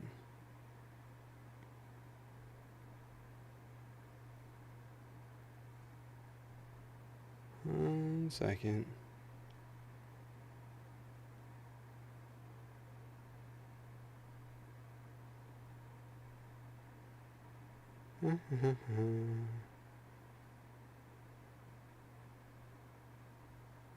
Trying to find a quote of him really quick. Of what? The immigrants? Which one? Were they're all rapists and unalivers, and I suppose some of them are good. Right here. Second. They're clearing out their Trump mental blames institutions and sending them here. Trump blames immigrants for housing crisis. Give me a topic. Right here. New Yorker Trump's dangerous immigrant obsession. Wait, he said they're poisoning the blood of our country? That's a Hitler quote, by the way.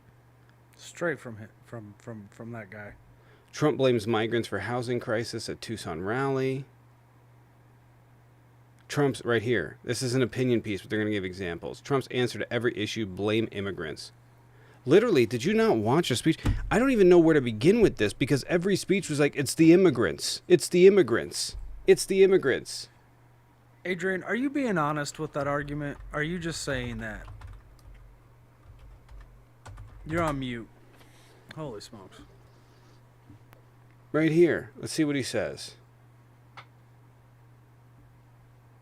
He said, poisoning our country, taking our jobs, the largest invasion in world history. One second.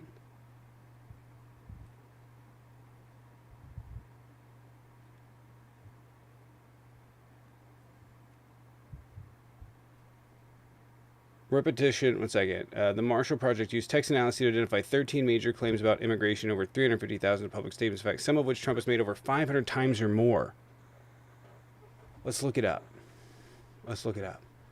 13 claims carefully checked. Let's see. For example, Trump has referred to unauthorized immigrants as criminals at least 575 times, as snakes that bite at least 35 times, as coming from prisons, jails, and mental institutions at least 560 times, and as cause that's one a day.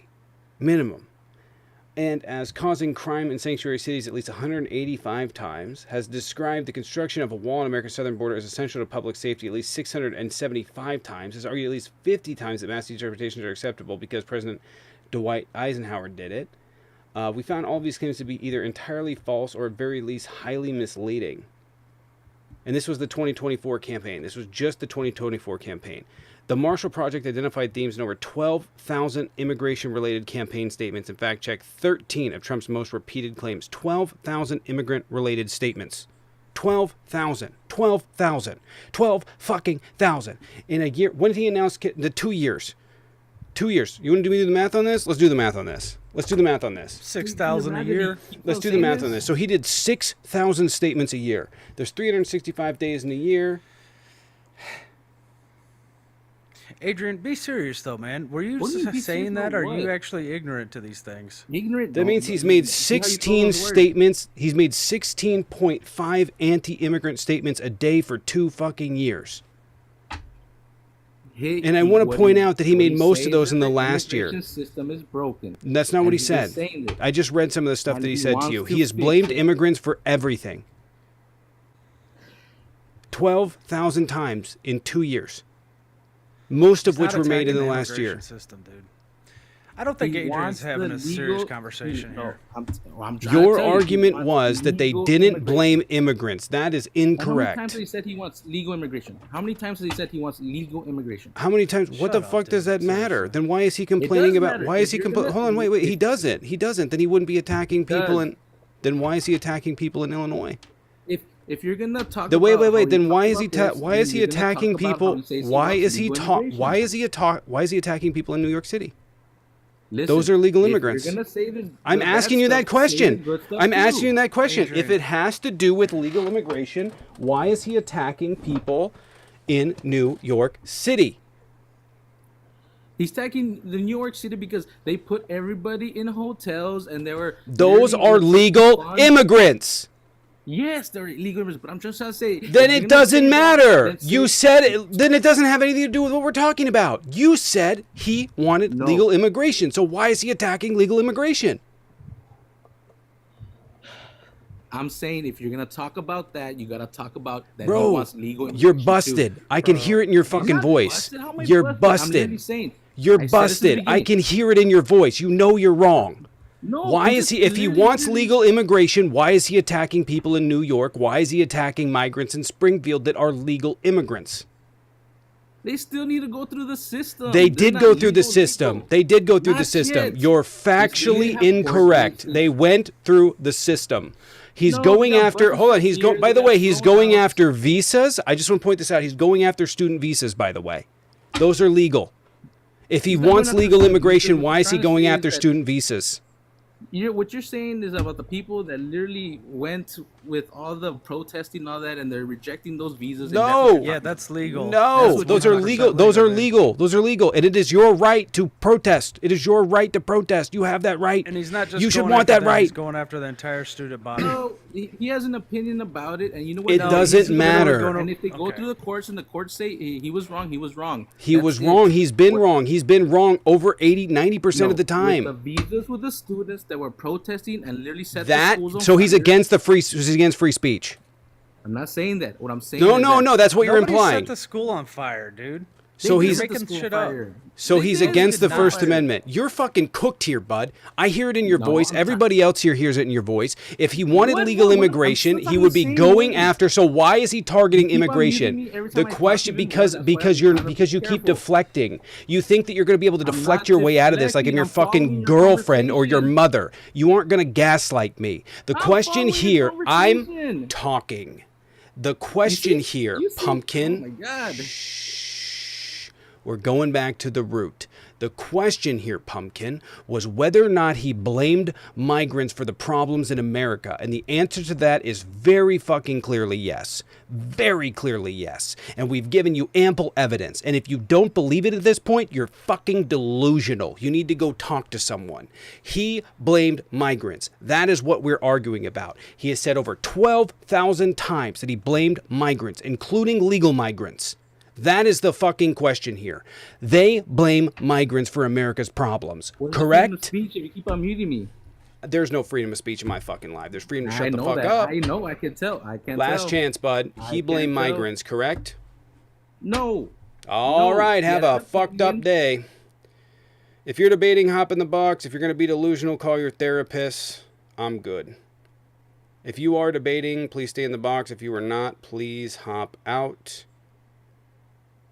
But I don't have any time for the fucking delusion. What more evidence do you fucking need? No, he's not going after migrants. Can you believe that? You believe that? You know how many fucking speeches I watched where he said the most vile, disgusting shit about migrants and blamed them for America's problems? He's been doing it for fucking 10 plus years.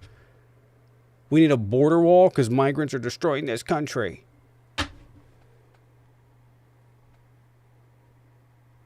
If you are opposition, hop in the box. If you're not, please hop out. If you guys want to support the channel, I would appreciate it. There is a Venmo Cash app in the bio. Alternatively, you guys can join the Patreon. You can sub over to YouTube or over to Twitch or any one of the platforms, including this one, although we're on a backup account. But help out with the crab goal so that we can reach that, so we can get this out on the For You page and get some debates in here for you guys. Would appreciate it. It is $30 to kick someone. We do have a kick pool, so if you tip in and we reach that kick pool, yeet them at an opportune time. I try to go for a fun time, but, you know. Jules, appreciate it. Thank you for the $2. This guy is Hispanic. He voted against his safety. I mean, I don't know what you're talking like people that there's a lot of like Hispanic people that voted for Trump that are going to be slammed into pavement, that have been. So, All right, so we got 4 people in queue, man. You want to throw some in? Let's keep it going. Yep, we got Jack. I don't know if Marty's I think been in the other account.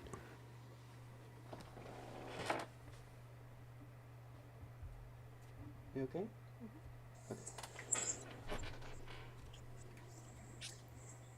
Hello?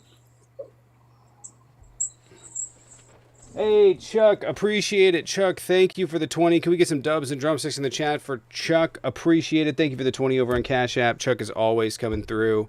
Can we get some dubs? Chuck has been a long-time supporter of the show. Appreciate it. Hope everything's going well, Chuck. It's hot on the east side. What's up, Jack? I was just over there with Wenatchee. What's going on? What is happening? Oh, no. Guys like Adrian, man, they piss me off. I concur. Are you opposition? Are you debating? No, I'm not. Oh, okay. Yeah, I know you're looking for debaters. Yeah, but no. thanks for letting me join. No, if you got anything you want to add, that's fine. But yeah, I want to see if I can grab a debate up in here. But I wish I could. I could play devil's advocate. no, it's all right. I think I have a couple of actual debates in the box, but I appreciate you coming in. Right on, brother. No worries. Thank you. Appreciate it. All right, take care. All right, bye. All right, let's see if we can get 20 subs for today. Let's see if we can get 20 subs. I think we have 2 right now, so we need 18. Let's see if we can get 20 subs. I was in Chuck's live the other day. I tried to get scoop up some silver. Oh, Chuck was He was, selling having a that. little, he was having a little contest on his live to scoop up some silver, and I put in on it. Didn't win, but Does he sell off it the was- it TikTok was the- shop? Or does he just? No. Oh, just sells off. It's different. Okay. Well, Chuck, If, hope if Chuck's you doing well. if you scroll in there, you'll see what's happening pretty quick. But Okay. it's a system they've got. It works well. Oh, gotcha. All right, we got Papa Wheelie and Marty. AJC with the 5 gifted. Appreciated, AJC. We have 7 subs. I do have to take a break around noon, and then we'll be back in it. And I think I have an appointment at 3:30. So, but AJC, appreciate the 5 gifted. Let's go. I don't know what's wrong with my stream deck, but it's completely dead. So I think I'm gonna have to actually swap out the computer here, but I don't know if I want to or not yet. Anyway, Let's talk to Willie if he's not in the car anymore. we'll take Monty really quick because I think Monty's debate, and then we'll go to Papa Wheelie. But yeah, AJC, appreciate the 5 gifted as always. Thank you, AJC. So that says we got 13 left. Monty, you there? Hello? All right, really quick, before I let Papa Wheelie in. This is my game plan here, and I want to know what you guys are thinking on it. So my game plan, I'm going to be real, is I have an idea. I've had an idea for how we're going to go forward going with TikTok. I hope it works out. I don't know if it will, but the idea is just basically content. So, but I think for this main account, which is my main account, News Dude, I think I'm going to do analysis. I'm going to do analysis in that regard. And I think so I'm going to do like long, more in-depth analysis, probably quick, concise, and to the point where I'm just like, this is the situation, this is my thoughts on it, etc. And I think that'll be that. On my backup account, which is The Dude, I think I'm just going to post like debunking content of all of the major talking points that are going around. And just like concise or whatever, that. But I think for this one, I'm just going to post live content, like live debates that are made from over on YouTube, and post them on here. And then I've been talking for like 2 years about getting News Dude going, the actual like one where it's like the high quality camera. I think I'm just going to post like daily news recaps. This is simple and quick. And then post those over there. I hope it all makes enough so that I can continue to keep going live and stuff. And I think that'll probably take me like an hour out of the day, maybe. Yeah. Chuck, thanks for the cash app, bud. So I think that's what we're gonna do. We're gonna crank up content, but I have to have YouTube going for that to happen. It's kind of like the thing that's lagging everything behind. So I think we'll work on that with YouTube and getting that out. So when those videos start going up, if you guys want to support, just go turn on the videos, watch them, like them, help get it out to people. I did post a video over there this morning, so if you guys get a chance, you want to go ahead over there and watch it, that'd be cool. Would appreciate it. And then eventually I'll, it'd be nice if I could make live clips, but there's an AI that I want to use to do that. I don't make enough money. It's really expensive. I don't make enough money right now to do it. So, and TikTok's not really pumping out guess like that. So we'll see. We'll see what happens. But yeah, if you guys want to comment, hit the, if you hit this one right over here, that one, double tap the shit out of that.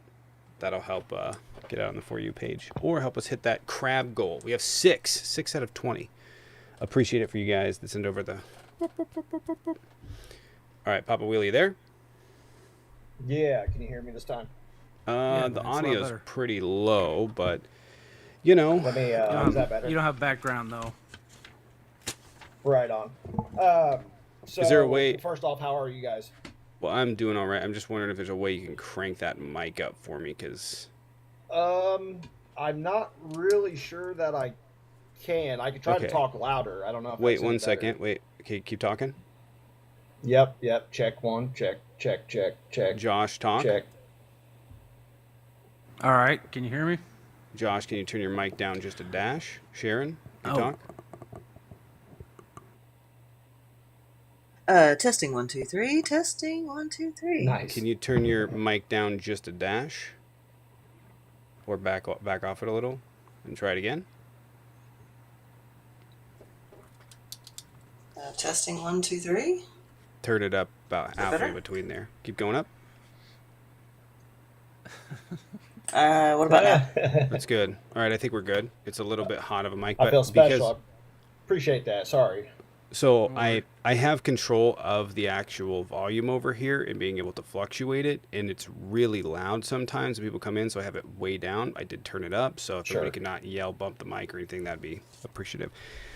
So yeah, I appreciate that. All right, so what's going on? I've never really tackled. Hold on 1 second. No, I don't have hearing issues. YouTube complains that it's not loud enough because it's a lower volume on here than it is on here. So for the guests at least, just a dash.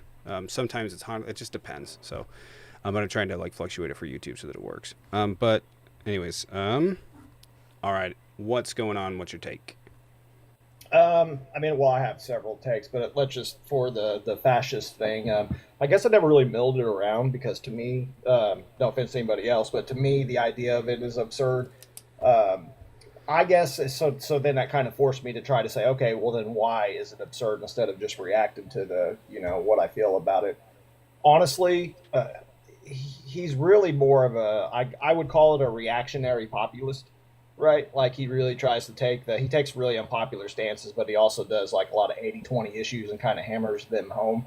But I would say the nail in the coffin that just completely destroys the whole fascist argument is that he is a staunch supporter of the Second Amendment. And those two things just are incongruent of each other. That it's impossible to, and not impossible, but I mean, theoretically it's possible to be a huge supporter of the Second Amendment and be a fascist. But when you kind of mix it into the fact that he's really reactionary, he's kind of inconsistent, and really the populist thing. I mean, he does strike a lot of like little check marks if you go down the list of what is a fascist. The right wing thing, all these authoritarian, strong. If you go down the list, those are all little small pieces to put in. But man, you can't be a fascist and support the Second Amendment. It just doesn't work. Yeah, you can. Two things. One, he's not a staunch supporter of the Second Amendment. He's actually more restrictive on guns than Obama is. But second thing, Hitler supported the Second Amendment. Well, it's not a Second Amendment there, but he supported gun ownership pretty staunchly. Yeah, what he did not support is gun ownership for Jewish people. But he expanded gun rights. So, like during the Weimar, during the Weimar Republic. They took away personal ownership of guns because of the Treaty of Versailles to attempt to conform to it. When Hitler came into power, they started expanding gun rights to what they considered to be German citizens, which did not include Jewish people. Yep. Sure. I mean, I guess we kind of have that equivalency here with felons and non-felons because that's really the only determinant factor in gun ownership in the States. Is in your age, obviously, for certain firearms, but yeah, I just don't see it that way. I mean, if he was truly, I get it, like I understand the point, but I mean, in the realm of intellectual honesty, there's too many bigger flags that go against the fact that he could be. Now, does he have fascist tendencies? I could maybe be on the Second Amendment. But I just told you that the Second Amendment does not have to do. you said Hitler, and Hitler, what was his stipulation? Everybody but the Jews, right? So like, sure, if Trump was like everybody Right. but the except for the Except for immigrants, and we see that happening right now. immigrants or Papa, we see that happening right now. We literally see right-wingers saying that immigrants don't qualify for constitutional rights. They don't qualify for their that's just birthright. strange. Like, we see that. We see right-wingers arguing this right now. Immigrants don't qualify for the Second Amendment. They do. Super general, super general. Yeah, no, okay, yeah. I have What- not heard what one I'm saying person make is the we're argument seeing that this legal shift. immigrants don't qualify for. No, undocumented citizens still constitutional qualify rights. under the Constitution, bud. Not- Undocumented not immigrants, for even the Second firearms. Amendment. Yeah, 100%. As long as they follow your state laws for firearms, an Nah. undocumented immigrant has the same rights as a citizen of that state under the firearms, man. I would There's say Supreme that- Court cases on this. I'm not sure to that degree, so I can't speak on it. I'll just take Josh's word for it. But I will tell you that they are I guess I will too actively- because I don't know that exactly, but Let me they look are, it up. They are I'll give you the actively court case. they are actively trying to take away rights from immigrants, due process rights. maybe from illegal. Well, that's not really. No, well, even I legal. don't agree with everything documented. that is happening. So I'll just premise with that. I'm a much more sort of a centrist thing, and I think there's a lot of folks like me in the world that this was more of a cultural decision as opposed to, and I mean, partly fine. There's lots of small reasons, but I think there's a vast majority, and let me explain why. Okay, people make very poignant arguments for children that are able to be on gender affirming care, right? And people will argue that it's good for their health, their mental health, and all these things, right?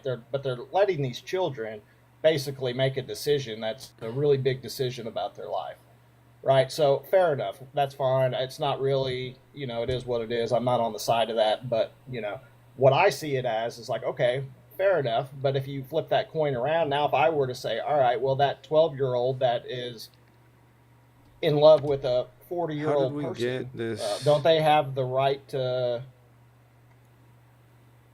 No. Don't they have the right to love who they love? Well, why not? If they have the right to be able to go through Because they gender affirming care and to make this big, Because they can't big life choice consent. about their. Those are two distinctly different things. One is No, rooted in no, they are. One is rooted in scientific reality, fact, understanding, and scientific research. The other one is rooted Sure. in fact. It's ruined. The reason that one wouldn't be okay, right? That the one that you mentioned of 12 and 40 is because for the same reason. It's rooted in scientific fact, reality, understanding, even moral basis. So I guess I would ask you to expound upon that, like what. So if we're I talking get about what you're gender saying, affirming like when I care, said about cool. the If we're health, talking about benefits. Go ahead. If we're talking Go about ahead. gender affirming care, we're talking about this is a well recognized in psychology, in the medical field, in pediatrics. This is well recognized, well understood, well studied, and we see it throughout all of human history as being a very real condition, a very real condition of reality and existence in life.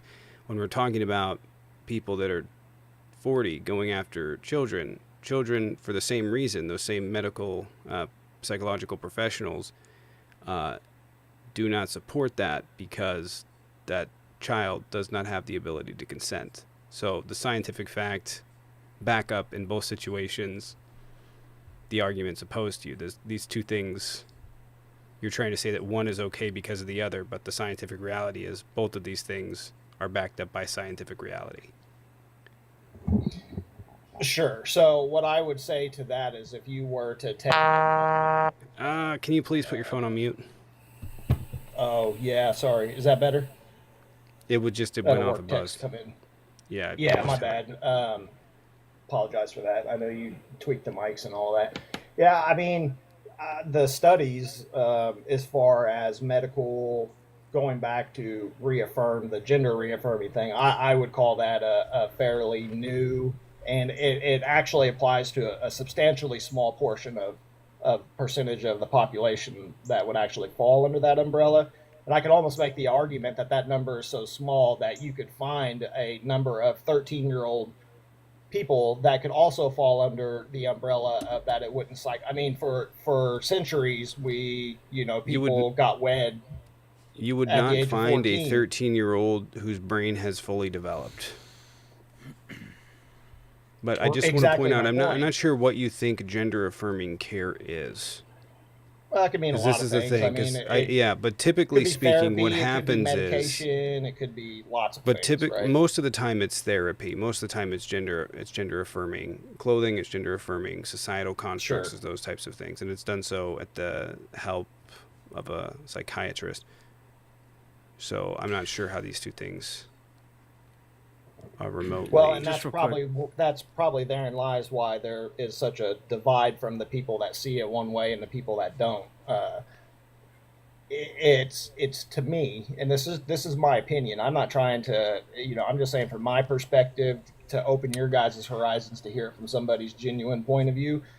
It's Mel? essentially the exact same. It's thing. not at all. If you're allowing it's a child not at all, to and make I'll give you exactly. I'll give you. It's not at all.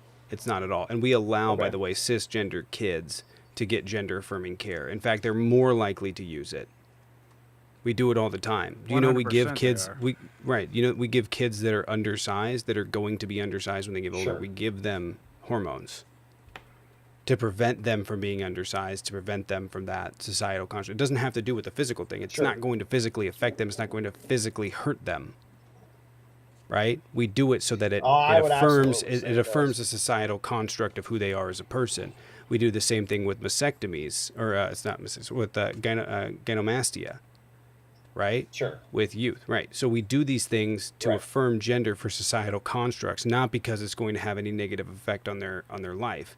There's a elevated risk of breast cancer with gynomastia, sure, but it's not largely going to hurt them in the first 20 years of their life, right? I understand. It has Let's to do, reorient right. this to just medication then. Let's reorient the conversation around giving children Is it medication. gynecomastia?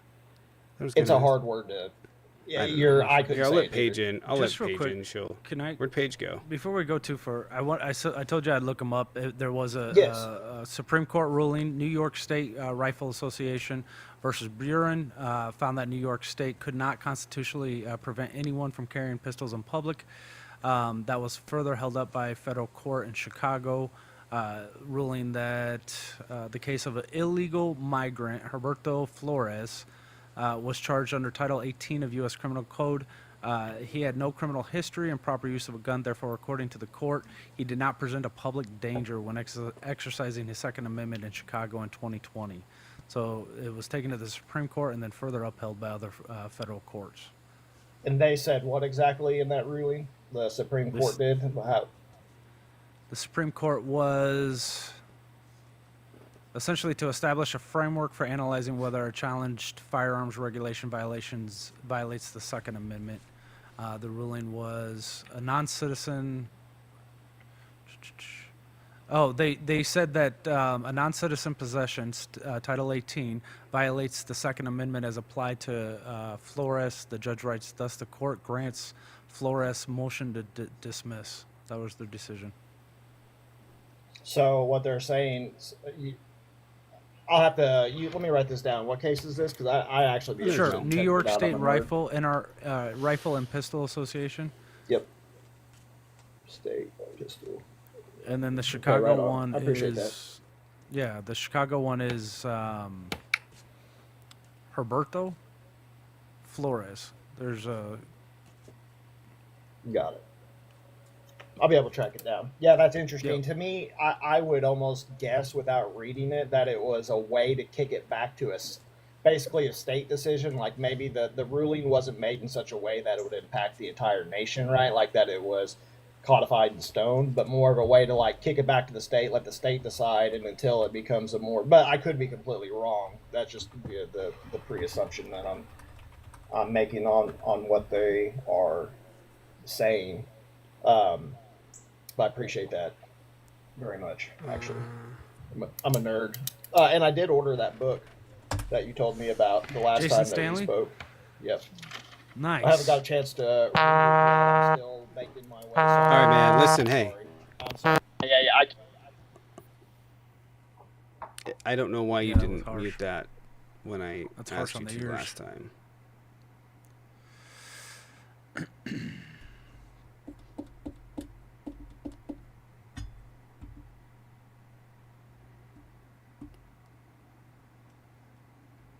One second.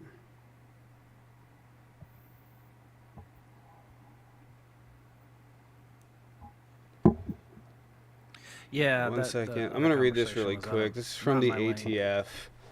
An alien legally in the U.S. is not prohibited from purchasing firearms unless the alien is admitted into the U.S. under a non-immigrant visa and does not meet one of the exceptions as provided in 18 U.S.C., such as possession of a valid hunting license or permit.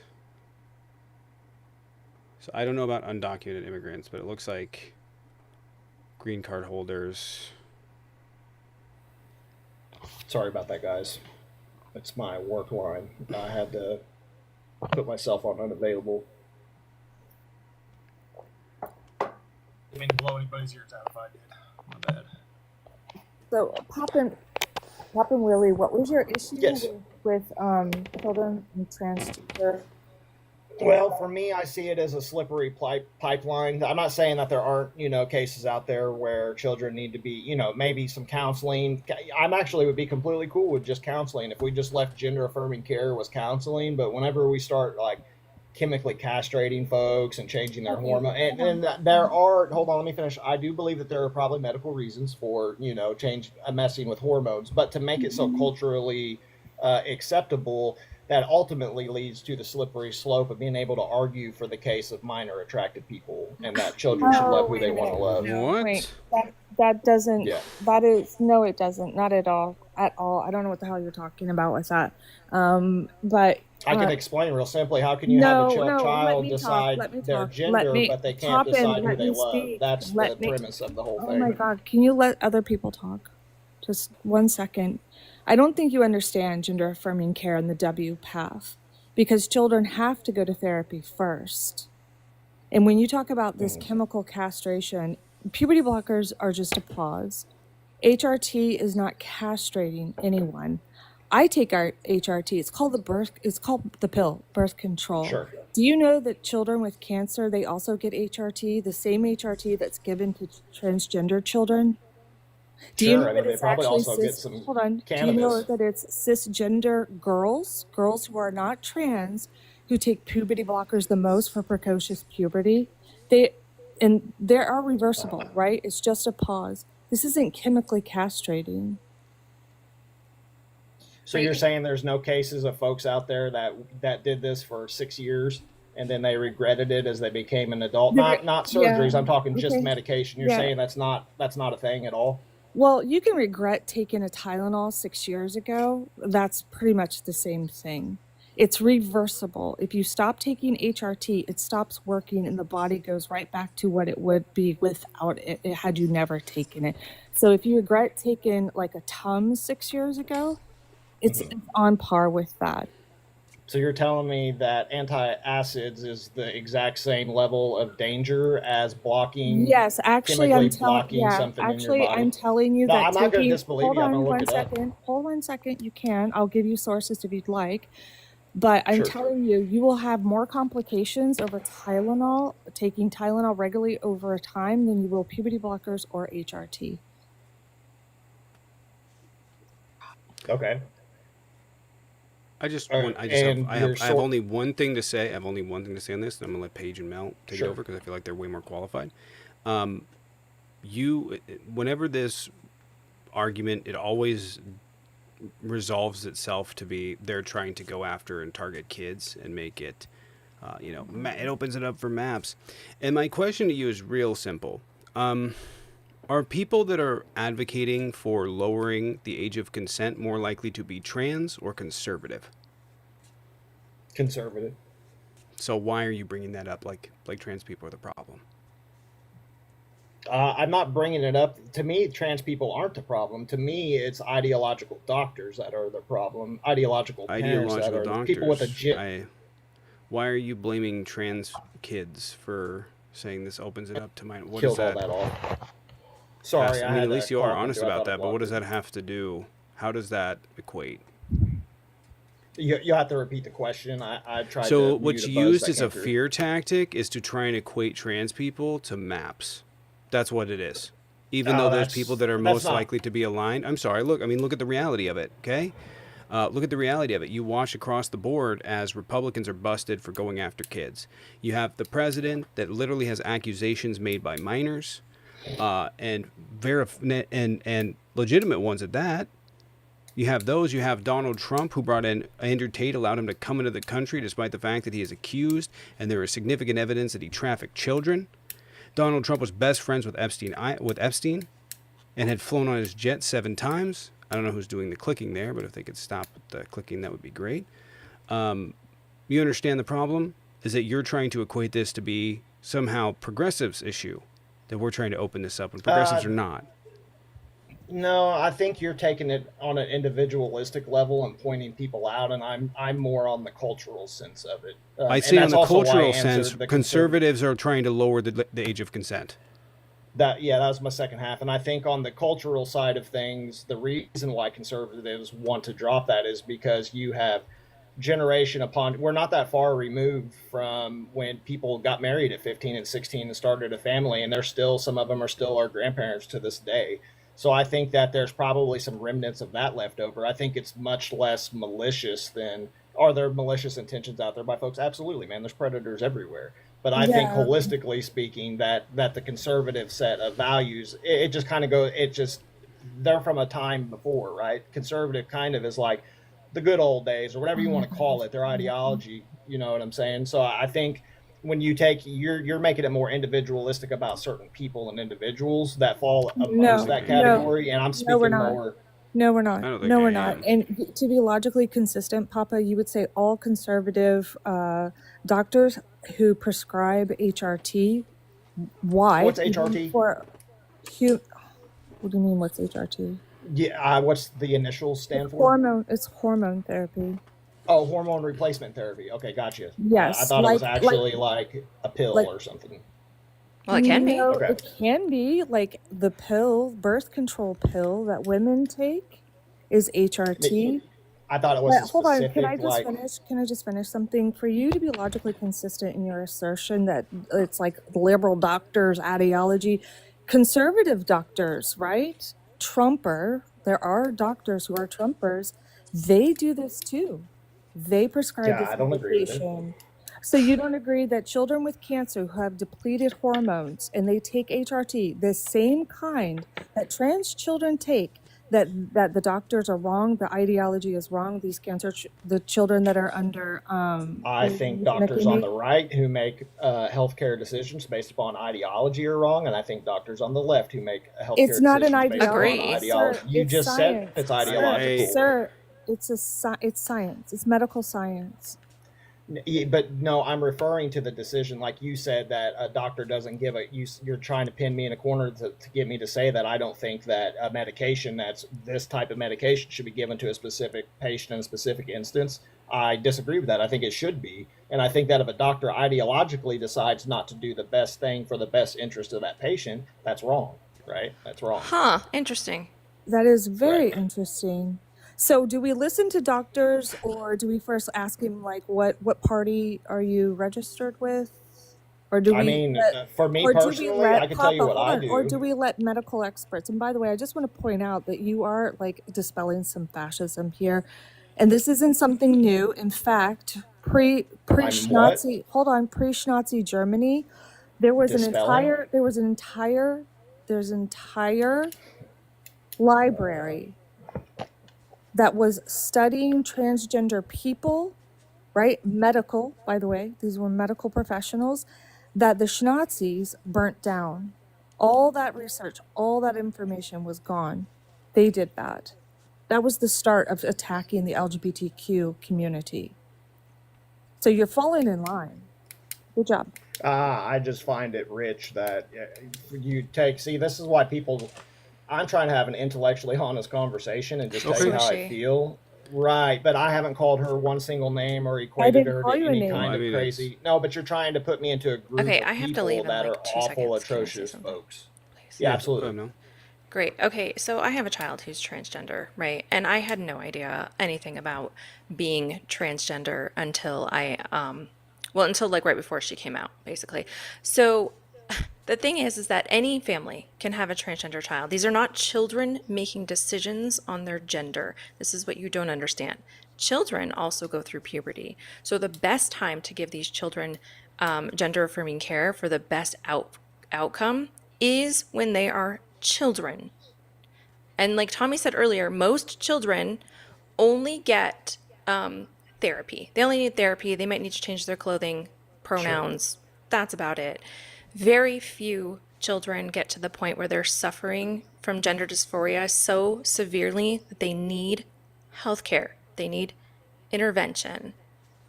These children may need puberty blockers and then HRT. That is what is beneficial for those children. And when these children who need it get it, there's a less than 1% regret rate. So when you were talking about earlier about detransitioners getting health care and then like regretting it, again, it's less than 1%. But what is more common is when transgender children don't get support when they're children. They make it to adulthood and then they went through a puberty that does not align with their identity, and that is detrimental, and they have to fight the rest of their lives trying to reverse what their parents made them go through. This gender affirming care process is in place because experts have been dedicating their time to finding out what's the best way to treat transgender children.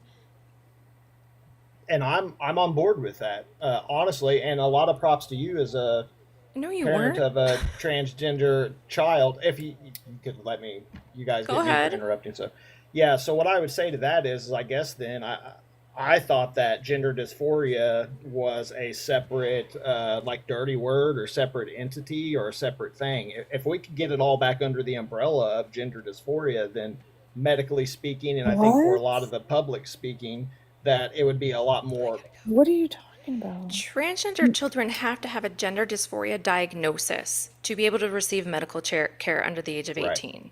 So they have to be having an inability to function in daily life. If they're not having that experience, they will not get medical care. Right. Well, as a person who have watched the last 6 years of politics, people that say the word gender dysphoria, you're basically called a bigot or whatever. What? Because it's What are you not a talking thing. about? Yeah, Gender absolutely. dysphoria is absolutely a thing, but people are saying that being transgender is gender dysphoria. They're not the same thing. They're separate No, things. absolutely. 100% same page. Yeah, 100% same page as what you're saying. How is he flipping right now? I'm so confused. I have no All right, idea. I gotta go. I gotta go not bring my flipping trans kid to at school. all. So, Take care, Mom. No. bye. Yeah, you don't have to. By the way, just so we understand, Papa, you don't have to have you don't have to have gender dysphoria in order to be transgender, because we see in cisgender children that it's more predominant. Okay. Right. So then, in my opinion, that would disqualify people that are transgender without gender dysphoria from healthcare procedures and things being approved under the umbrella of gender dysphoria. You don't. Right?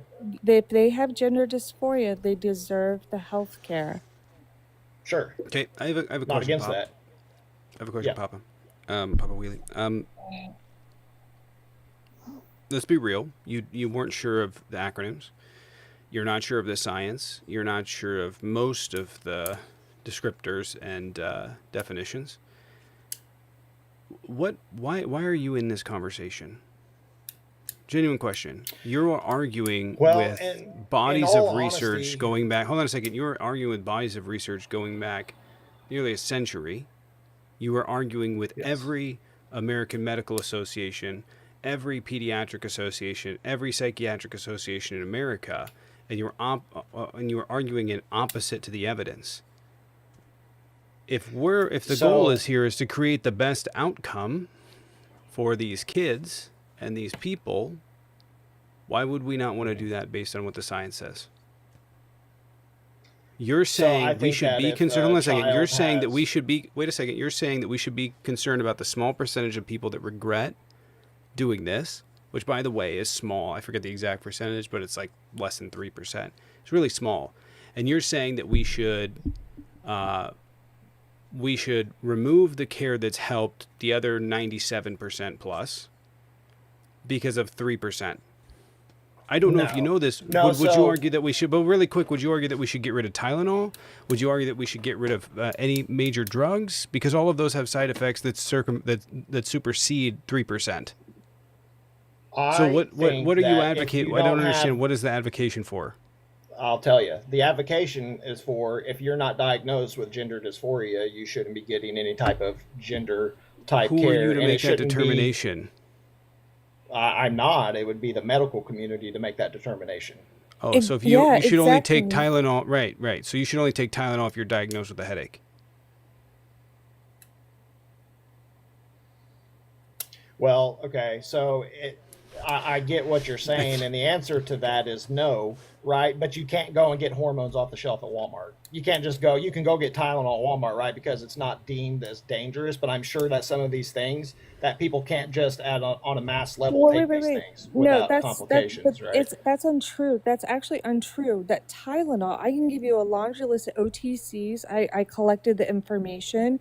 Tums, Mylanta, that are far more dangerous when it comes to, this is something that transphobes like to bring up, and that's bone density loss.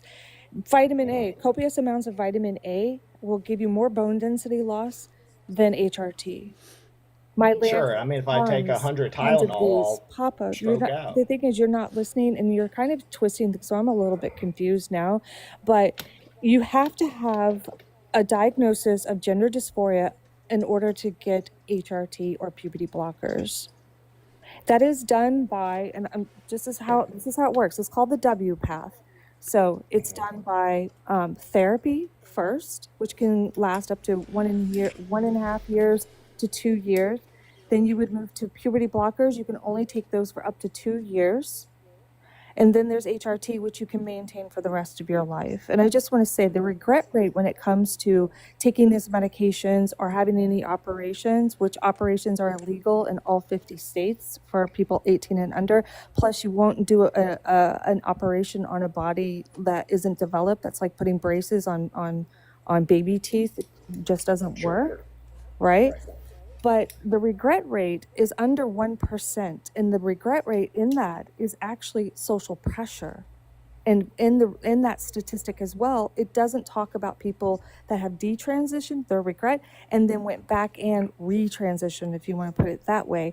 Do you know that 32%, if you look at the regret rate of knee replacement surgery, is 32%. We're talking about less than 1%. Yeah, the regret rate, whatever you want to call it, hey, I got older and decided this wasn't my thing. That was really, I wasn't using that as a point to stand on. That I'm trying to say, I was using it as an example of things that there are still bad that happens. It's not all good, right? So it was a much more. You guys have exploded this into a point that I wasn't even really trying to lean on, or I guess make. I tried to as an example, but no. So essentially, I'm trying to, and I'm listening. I'm hearing everything you guys are saying. I'm not writing it off, right? So I guess, and it's kind of brought me now to this conundrum that I'm mentally thinking in my head: is it but not for 2016 and Trump and all this rhetoric being brought up to such a heated level that such a small thing that affects such a small group of people proportionally in our population has been elevated to such a high level of thing to where,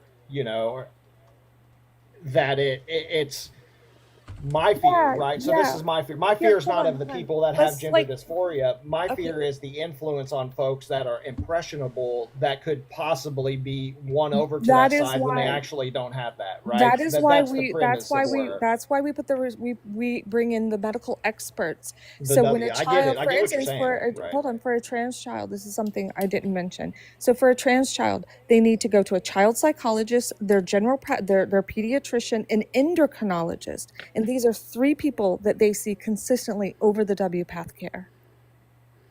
Sure. Do you see, like, when you were a child, if you didn't have any kind of of these issues, you were not seen on regular, every month. Right. That's a commitment. This is life-saving health care for these children. Sorry about that. Listen, I get what you Why guys is are that saying, not and I muted? didn't really. On my end, I can't. I can try to. Let me try to see if I can. I don't know if this will. But like taking it back, because I think we've like gotten off. Taking it back to fascism, and what you were just Full talking circle. about, like You this are a is a weaver tenet. too. Nice, master of the weave. Perfect. Wait, no, I'm taking it back to the Sorry, background. It says slapstick. Yeah, fascist. right, It's right, just right. fascism. Taking it back to Yep. that. Going on what you were just saying, yes, Trump spent $21 million on one anti-trans commercial that went widespread. Sure. That is one of In the Pennsylvania. tenets. Oh, I can't help. Anyway, I Turn it can't on help Do it. Not Disturb. yeah, turn your Leoff, phone on appreciate the your 5 settings. over on YouTube. Leoff, appreciate it. This guy and his digital farts. Leoff, appreciate it. Thank you. I just want to say, like, what was done, that is a tenet of fascism, is going after a marginalized community, and it's a nothing burger. Like, I just want to say, the Dems, the Harris campaign, they did not spend $20 million like attacking a marginalized community. Just want to point that out. If you guys want to support the channel, there's a Venmo Cash App in the bio. You guys can sub to any one of the platforms. Leoff, appreciate it for the 5 over on YouTube. If you guys want to sub over on YouTube, that'd be nice. Sub over on Patreon, would appreciate it. Okay, well. So I would say to the whole. My bad. Yeah, go ahead. We'll just finish it up here. Yeah, so I'll just finish it with if you guys can find any kind of source out there, right, that says that anybody who is for deregulation, like less governmental control, and is pro Second Amendment, that those somehow can work congruently with fascism. The Republicans are not for less governmental control. I'm not sure where you're getting this idea, and they are absolutely in fascist. And I've already made it perfectly fucking clear that fascism does not mean that you're against gun ownership. That is not. Yeah, I know you said it, but I'm saying to challenge. There's not a single scholar that I could. There's not a single scholar that I could point to or find, or you could find, that would agree, or any historical context that would stipulate that that is a condition of fascism. Like I said, in Nazi Germany, they expanded gun rights. I already explained how, so I don't know why you keep coming back to this.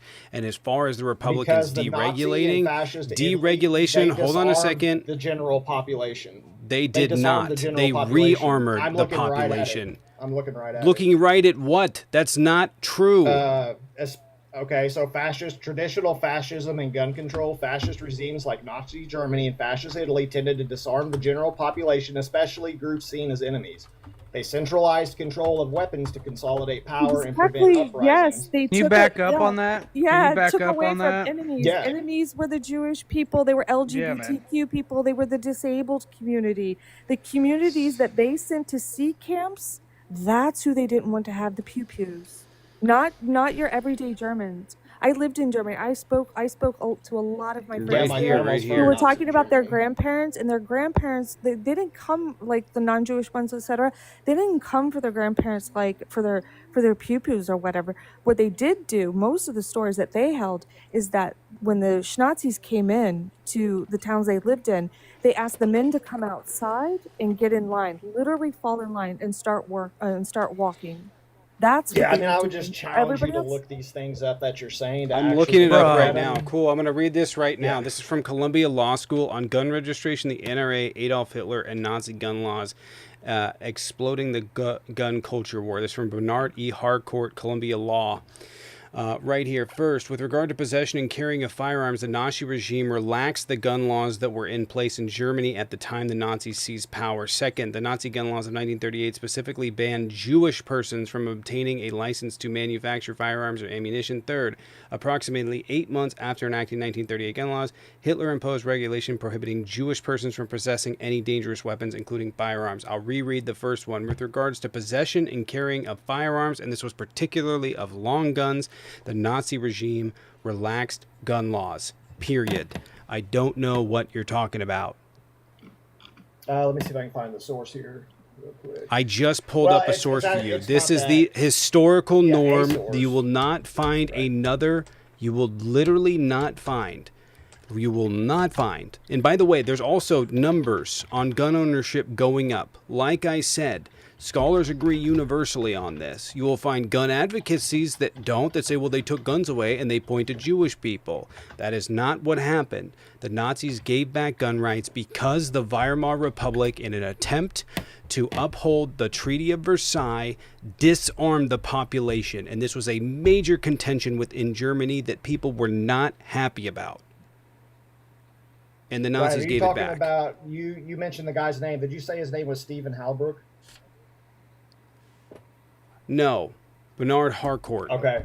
And I can find So more. I mean, I have can a find more. source of. Yeah, no, I mean, I just popped up like 5 of them here. There was a time where they did relax gun laws for Nazi Party members. For the Nazi Party members, they did relax the gun laws, but for the general population, and really what they relaxed did is them. they for the Nazi part, yeah, the Nazi supporters. Yeah, man. And They then relaxed literally them for they German conscripted everybody. citizens. Yeah. They conscripted everybody into the army. So that's literally what they did after the Weimar Republic, because the Weimar Republic said, hey, you can only have 100,000 people within your military. You cannot exceed that. So what the Yahtzee party did is they made paramilitary groups. So that way they can arm the paramilitary groups and build an army outside of the Versailles or the Versailles agreement, the Versailles agreement. They literally hold on, man. They literally opened up firearm rights for their citizens, and then they made Jewish people Loyalists. second class citizens, so they didn't Right. qualify for those rights that they just established for all the other people, the white people. Right. That's was literally the what Nazis happened. So arming and that's their hold on, and loyalists that's what while we're seeing. disarming perceived threats. I That's really what they wish I could did. just finish my. I've been quiet for the last 15 minutes, guy. I'm just trying to finish a sentence. Yeah, my bad. I apologize. You're right. So, and then we're seeing that within America, not only just recently, pretty much through all of history that we've done this to people, felons specifically. We know the first way to take away somebody's rights is to make them a criminal.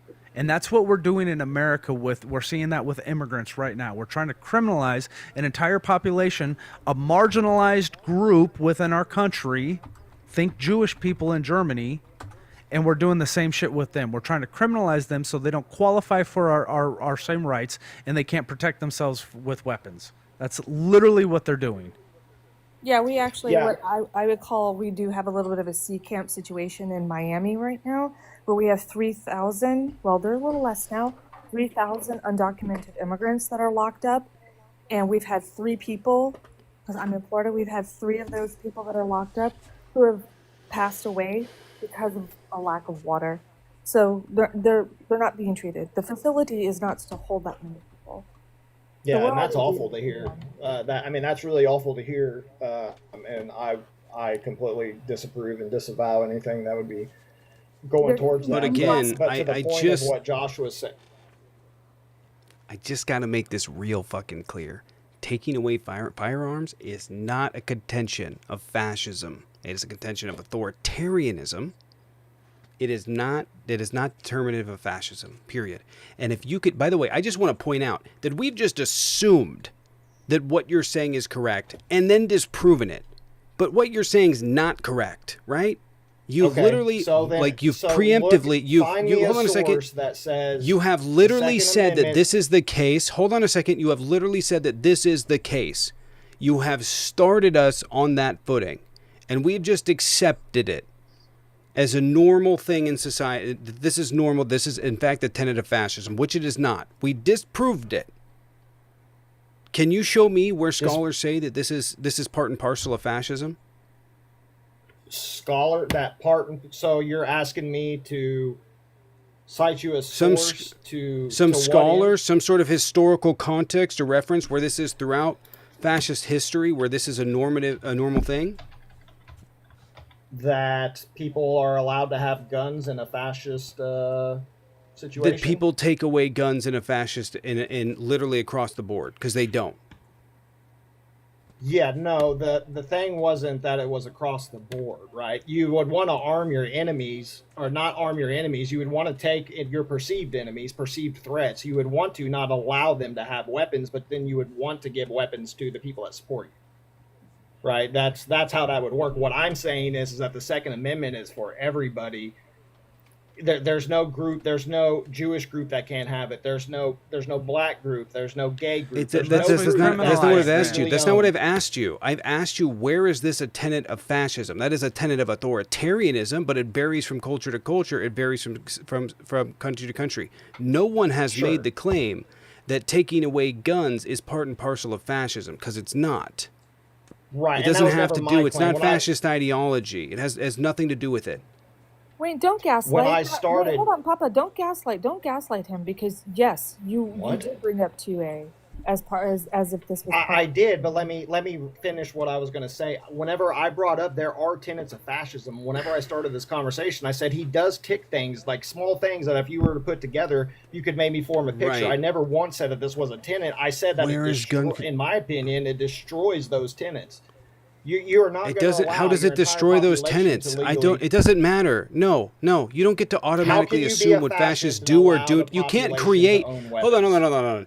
You cannot create a fucking standard and say, well, if this isn't met, then the entire academic field of study in said subject isn't it. You can't have it. That doesn't make any sense. Then I could make up anything. I could make up literally anything.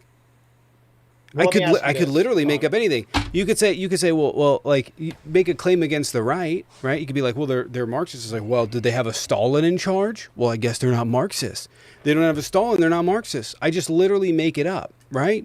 That's what you're doing. This is not a tenet, a facet of fascism, period. Nor is it a disqualifier. Okay, then you can't disrupt and say you can't take this and say, well, because they don't do this, which I've arbitrarily determined is overshadowing everything, that if this isn't met, that I've just arbitrarily made up, then he's not fascist. That would be fucking nuts. Well, these are my opinions first and foremost. I'm not. But it doesn't matter. It's not an opinion. It's not my opinion that he's fascist. He is fascist because he meets tenets. Well, let me ask. Papa, can I ask you something? Wait, could you? Yes, go ahead. I know. My voice is annoying. I don't like it. No, it's not that at all. I just want to say you don't give the same respect that you ask for, but it's okay. I'll be quiet. Oh, I didn't ask for it. You can disrespect me. You asked me not to interrupt you. Could you? No, I didn't. But could you maybe just listen a little bit more to Tommy and to TikTok? I don't know if Sharon's still there, because they study this and they talk about it every day. And I think maybe if you just listen a little bit more to what they're saying, then maybe it'll go better for you. I mean, I have listened, and what I'm saying is that it's very hard for me. Here at the end I did, whenever there was sources being brought up, I typed on my keyboard here 2 separate times during this whole conversation whenever we were getting on the source side of things. What I'm saying is okay, let me pose a question or ask you to prove to me where you can find another similar society that had such open gun laws that was also the guy running the country being accused of being a fascist is for those gun laws, but yet he's a fascist. So how are you gun laws? But you are creating a qualification that has you are creating a qualification that has nothing to do with it. You are creating a qualification that does not determine if something is fascist. It does not play an element. It's like if you were inventing, well, it was like, well, is this a car or is this not a car? Well, could you find me another company that's made a car that looks anything similar to this? No, I fucking couldn't. Okay, does that mean it's not a car? Could you find me another place where it's been produced? Could you find me another place where they made a car that looks like a Cybertruck? Okay, well, very clearly it's not a truck then. It's not a car, right? It's not an automobile because there's never been one like it. No, it's not a determining factor. Let me ask it this way, then. Is it smart or dumb to be a fascist and allow the population to be as well armed as it is? Would that be smart or dumb? Hey, man, it's not. That doesn't. It's not. You. I'm just asking. It doesn't matter whether or not it be smart or dumb. It doesn't matter. And just to point out, the majority, the majority of gun owners in this country are right wing. Okay, That's a fact. Right. The majority of gun owners. So if you were a fascist that could not control people in that regard, nor could you keep control of a country this large and this diverse, would they allow gun ownership? Would it be beneficial? Yes, because the fear of genocide from your followers is always there. Always there. The fear of overthrowing the government by these nutsos is always there. It's a stretch, but it's always there. You're saying give it off to supporters. That's what you said, that in Nazi Germany, well, they gave it to supporters. Who are the gun owners in this country? Largely right-wingers. There's a lot of progressives that own guns, but when you look at the statistics, it's right-wingers. It's right-wingers. So to you to say, well, they don't have guns, they allow guns. Most of the guns are owned by right-wingers. That's a fact. Yeah, but is there some kind of so I don't understand what your logic is. Says that my logic is that if a person no, but if your argument is they want to restrict gun owners, but your argument is they want to restrict gun owners to elevate their point or their stature so that they can do whatever, right? That they want to have gun owners. Well, how would if the gun owners are already right wingers, if they're already people that support you, wouldn't adding restrictions prevent them? Because at the same time that liberal states are adding more restrictions to guns, red states aren't. You're slick. I like it. You're like it. I like you, Tom. I'm That's not why I slick. to you, I'm making out slick. the point. No, the that point is doesn't slick. make any no, sense. You're a debater. That's good. And I'm not because a debater. I made I'm just a guy that's sense. just trying to be no. Because you stretched a situation that fits it enough for me to I go, didn't stretch a that's pretty situation. close, like, you stretched a situation that didn't make any sense, and I pointed out why it was stupid. You're saying, well, would it make sense to do this? So I made sense of it. And the fact is, it doesn't have anything to do with whether or not it's fascism. Would it be smart or stupid? Don't know. Couldn't tell you. I don't think guns really matter in a world with nukes and fucking airplanes and drones, to be honest with you. Agreed. I don't think it's agreed. important. Agreed. In 1940s Germany, yeah, that was important at that point. I don't think it's that important at this point. Because if you don't have fucking... so far, in my opinion. Sure. That's but if you don't have money, if you don't have the ability to coordinate, it doesn't matter. You have planes, airplanes, you have fucking artillery, you have military, you have the ability to shut off financial systems, you have the ability to wage warfare in ways that you've never even fucking thought of before. So guns don't really fucking matter in that regard. Yeah, we can't. Right? There's too many of them anyways.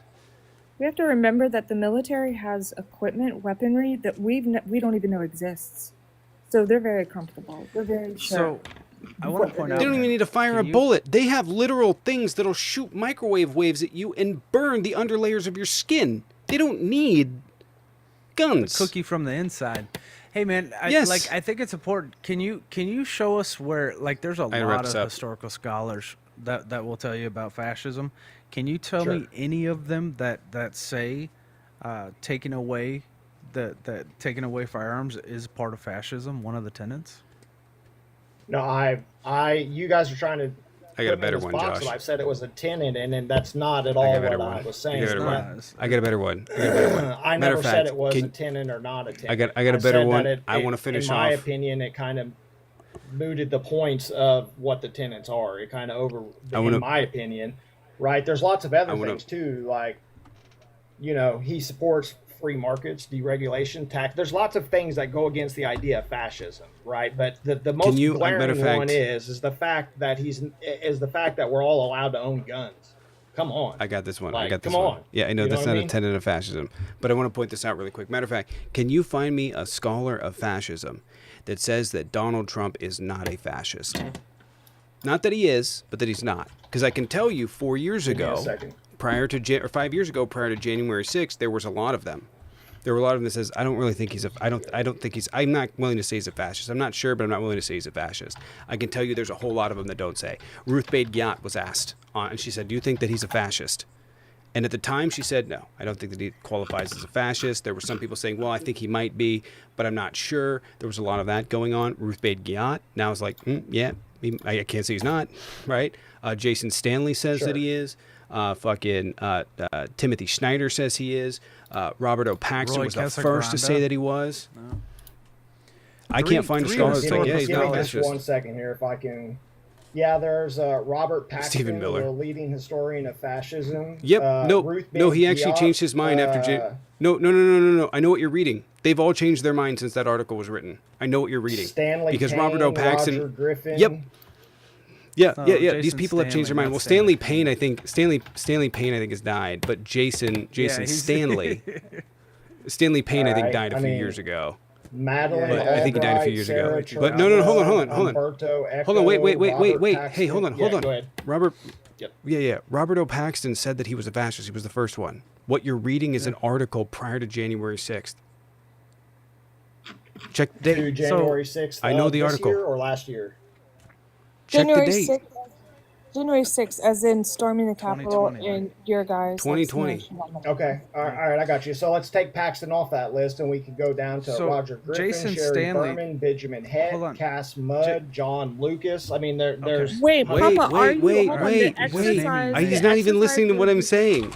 Yeah, he's not. He's the not even exercise listening to what I'm wasn't for you saying. to find fascist scholars who. The exercise these are is scholars find that one don't agree second. that Trump is a fascist. Jason that say he's Stanley. not As a of fascist. what Jason date? Stanley. Yeah, Jason Stanley left the country, sir. He's in Canada. Yeah, he moved to now. Canada. So did Timothy Snyder move to Canada. Roy Casagrande, All right. he moved to Abu Dhabi or Dubai, I John think. Lucas, Ruth You're Bader, just- yeah, so- sorry. Mudd. You're just naming scholars they're- now, bro. You're just naming Right, people. You asked me Dude, for listen. scholars that are fascist. You literally that are named a scholar that scholars- died early 2000s. You're also that's- naming they're not- scholars that left the country because of Trump's fascism. They're scholars that specialize minute. and teach in fascism. There's a woman as well who went. Okay, who you guys might be now, hold on, Right let me here. look at This You is might Ruth be- Ben you might Ghiat. be This is correct. Ruth Ben. Hold on a second. This is Ruth Ben Ghiat. Democracy Now, October 29, 2024. Ruth Ben Ghiat. Trump's dehumanizing rhetoric is adopting Franco's language of fascism and violence. She also talks about the authoritarian. You're reading an article from October 23rd, 2020, by the way. I want to point that out. You're reading an article from 5 years ago. Which person? Which You're name? reading it. It was from multiple different people. They asked multiple different experts. They asked Jason Stanley. They asked Ruth Ben Ghiat. They asked Robert O. Paxton. They asked a bunch of them. Robert O. Paxton was the first to say no. He is in fact a fascist. And I Yeah. just want to point out Well, that he Robert O. said- Paxton is one of the preeminent, most respected scholars on planet Earth. Timothy Snyder said he didn't think he was. And he's like, nope, I'm leaving the country. Jason Stanley said that he was. Ruth Ben Ghiat. The people that are in that article have gone on to say Trump's fascist align, or we don't know if he's a fascist anymore. And in that article, you can read, they said pretty universally, we don't know that he is. Even Jason Stanley, who left the country, was what they said in the article, right? What he said was the closest to come to calling him a fascist, but stopped short. Read it. Sure. So By all means. So what I'm reading, okay. So for Robert Paxton, I mean, his quote was, "Trump is not a fascist in the classical sense. Fascism involves a I can't do it. revolutionary You're fucking stupid. I can't do it paramilitary." anymore. I can't do it anymore. Stop talking. You gotta go. Listen. Fucking right here.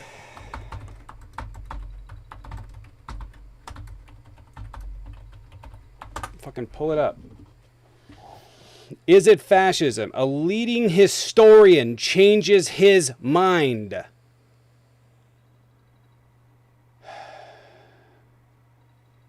I'm so hungry right now. I've hesitated right here, January 11th. I'm going to read it right here. I've hesitated to call Donald Trump a fascist until now. It's like I've explained it to this guy fucking 50 fucking times in the last 10 minutes, and he still doesn't fucking understand it. Right here. I've resisted for a long time. I'll pull it up right here. This is Robert O. Paxton. Right here. I've resisted for a long time applying the fascist label to Donald J. Trump. He indeed displayed some telltale signs in 2016. A newsreel clip of Trump's plane taxiing up to hangar where cheering supporters waited, blah, blah, blah, blah, blah, blah, blah, etc., etc., etc. And I just want to point out the Madison Square Garden rally sealed it for a lot of historians. I just want to point that out. But right here, this is an opinion piece from Robert O. Paxton, who went on in this article to call Trump a fascist, to say that he believed that Trump was a fascist. Right here, I've hesitated. You can read the article. It's called "I've Hesitated to Call Donald Trump a Fascist Until Now." Opinion from January 11, 2021 by Robert O. Paxton. I don't know what you're not getting. You're pointing to an article that was written years ago in which people say, I don't know if he's a fascist, but he's got some fascist tendencies. Those people have changed their mind or are going, I don't know if he's a fascist. And I will tell you at this point, pretty much all of them universally are like, yeah, he's a fascist. Yeah. And most of those people are like neo-fascist. All right. I found the news article. You were correct. There we go. That was just wild that Papa, when you are like Googling something, you don't become an expert when you start reading the search engine results. You have to I've read. read them Read all. what that is. Read. I know. I tried. Like Tic Tac and Tommy here have read many books. They talk about this every single day. Just listen, write notes, and then after the live, go and fact check them. It's that simple. And if you want By any the way, Stanley, sources for what I was telling you in terms of GAC, whether that's for children or anything with transgender, just DM me and I'll be happy to give them to you. Low debates. Why don't you come in here? Like you've been crying in I'm the gonna. comments. You're being really weird. One second. I'm curious to know They're what all Payne or intimidated Stanley by Payne. me. Stanley, Exactly. It's not any of y'all. It's me. But so I'm gonna go ahead and hop down. No, I'm on the road no, I'm gonna. again, guys. I'm gonna head home. I love y'all. See y'all later on some other live. Bye. Bye, Take Sharon. care, Thanks for Sharon. I'm gonna sharing. take about an. I'm gonna take Oh about an shit. hour-long break. I'll be live at about 1:30. I have an appointment at 3:30, but it's telecom, so I might be able to Stanley stay Payne live while is the not panel dead. continues to weigh in. He's not dead. He's still alive. No, I will say I thought he was Stanley dead. Payne. I did too. My bad. Um, I thought he died in the early 2000s. Who am I thinking of then? yeah. No, he's still alive. Oh, I do want to point out he's still alive, he's but this old is as Stanley shit. Payne's. I don't know. I haven't read down the article. I am gonna go for a little bit, for about an hour and some change. So make sure you state your notifications and make sure you guys are following along on this account and my main account, which is up here. If you guys want to support, go sub on YouTube or Patreon. Would appreciate it. Gonna try and ride out all the bullshit with TikTok and hope we can stay live. I hope we can. So if you guys want to support, by all means, it does help us get out so we can get you guys debates. And by the way, the better we do on live, that means the less time I can spend making videos, and so I don't have to get off here as much. So I appreciate you guys. I will see everybody here in about an hour and 15 or so. I do want to say this about Stanley Payne really quick before I end him. Fascism may be defined as a form of revolutionary ultranationalism for national rebirth that is based primarily on a primarily vitalist philosophy, is structured on extreme elitism, mass mobilization, and the Führership. Yeah, I'm not going to try and pronounce that name or that word.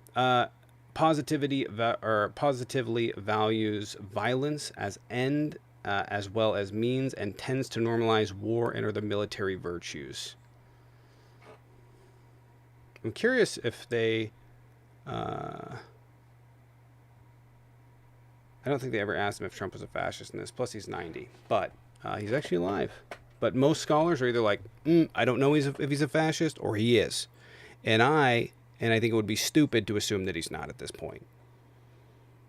I think he's more of a Mussolini fascist than a Hitler fascist, but I do, in fact, think he's fascist. I will see you guys in about an hour and 15. See you then.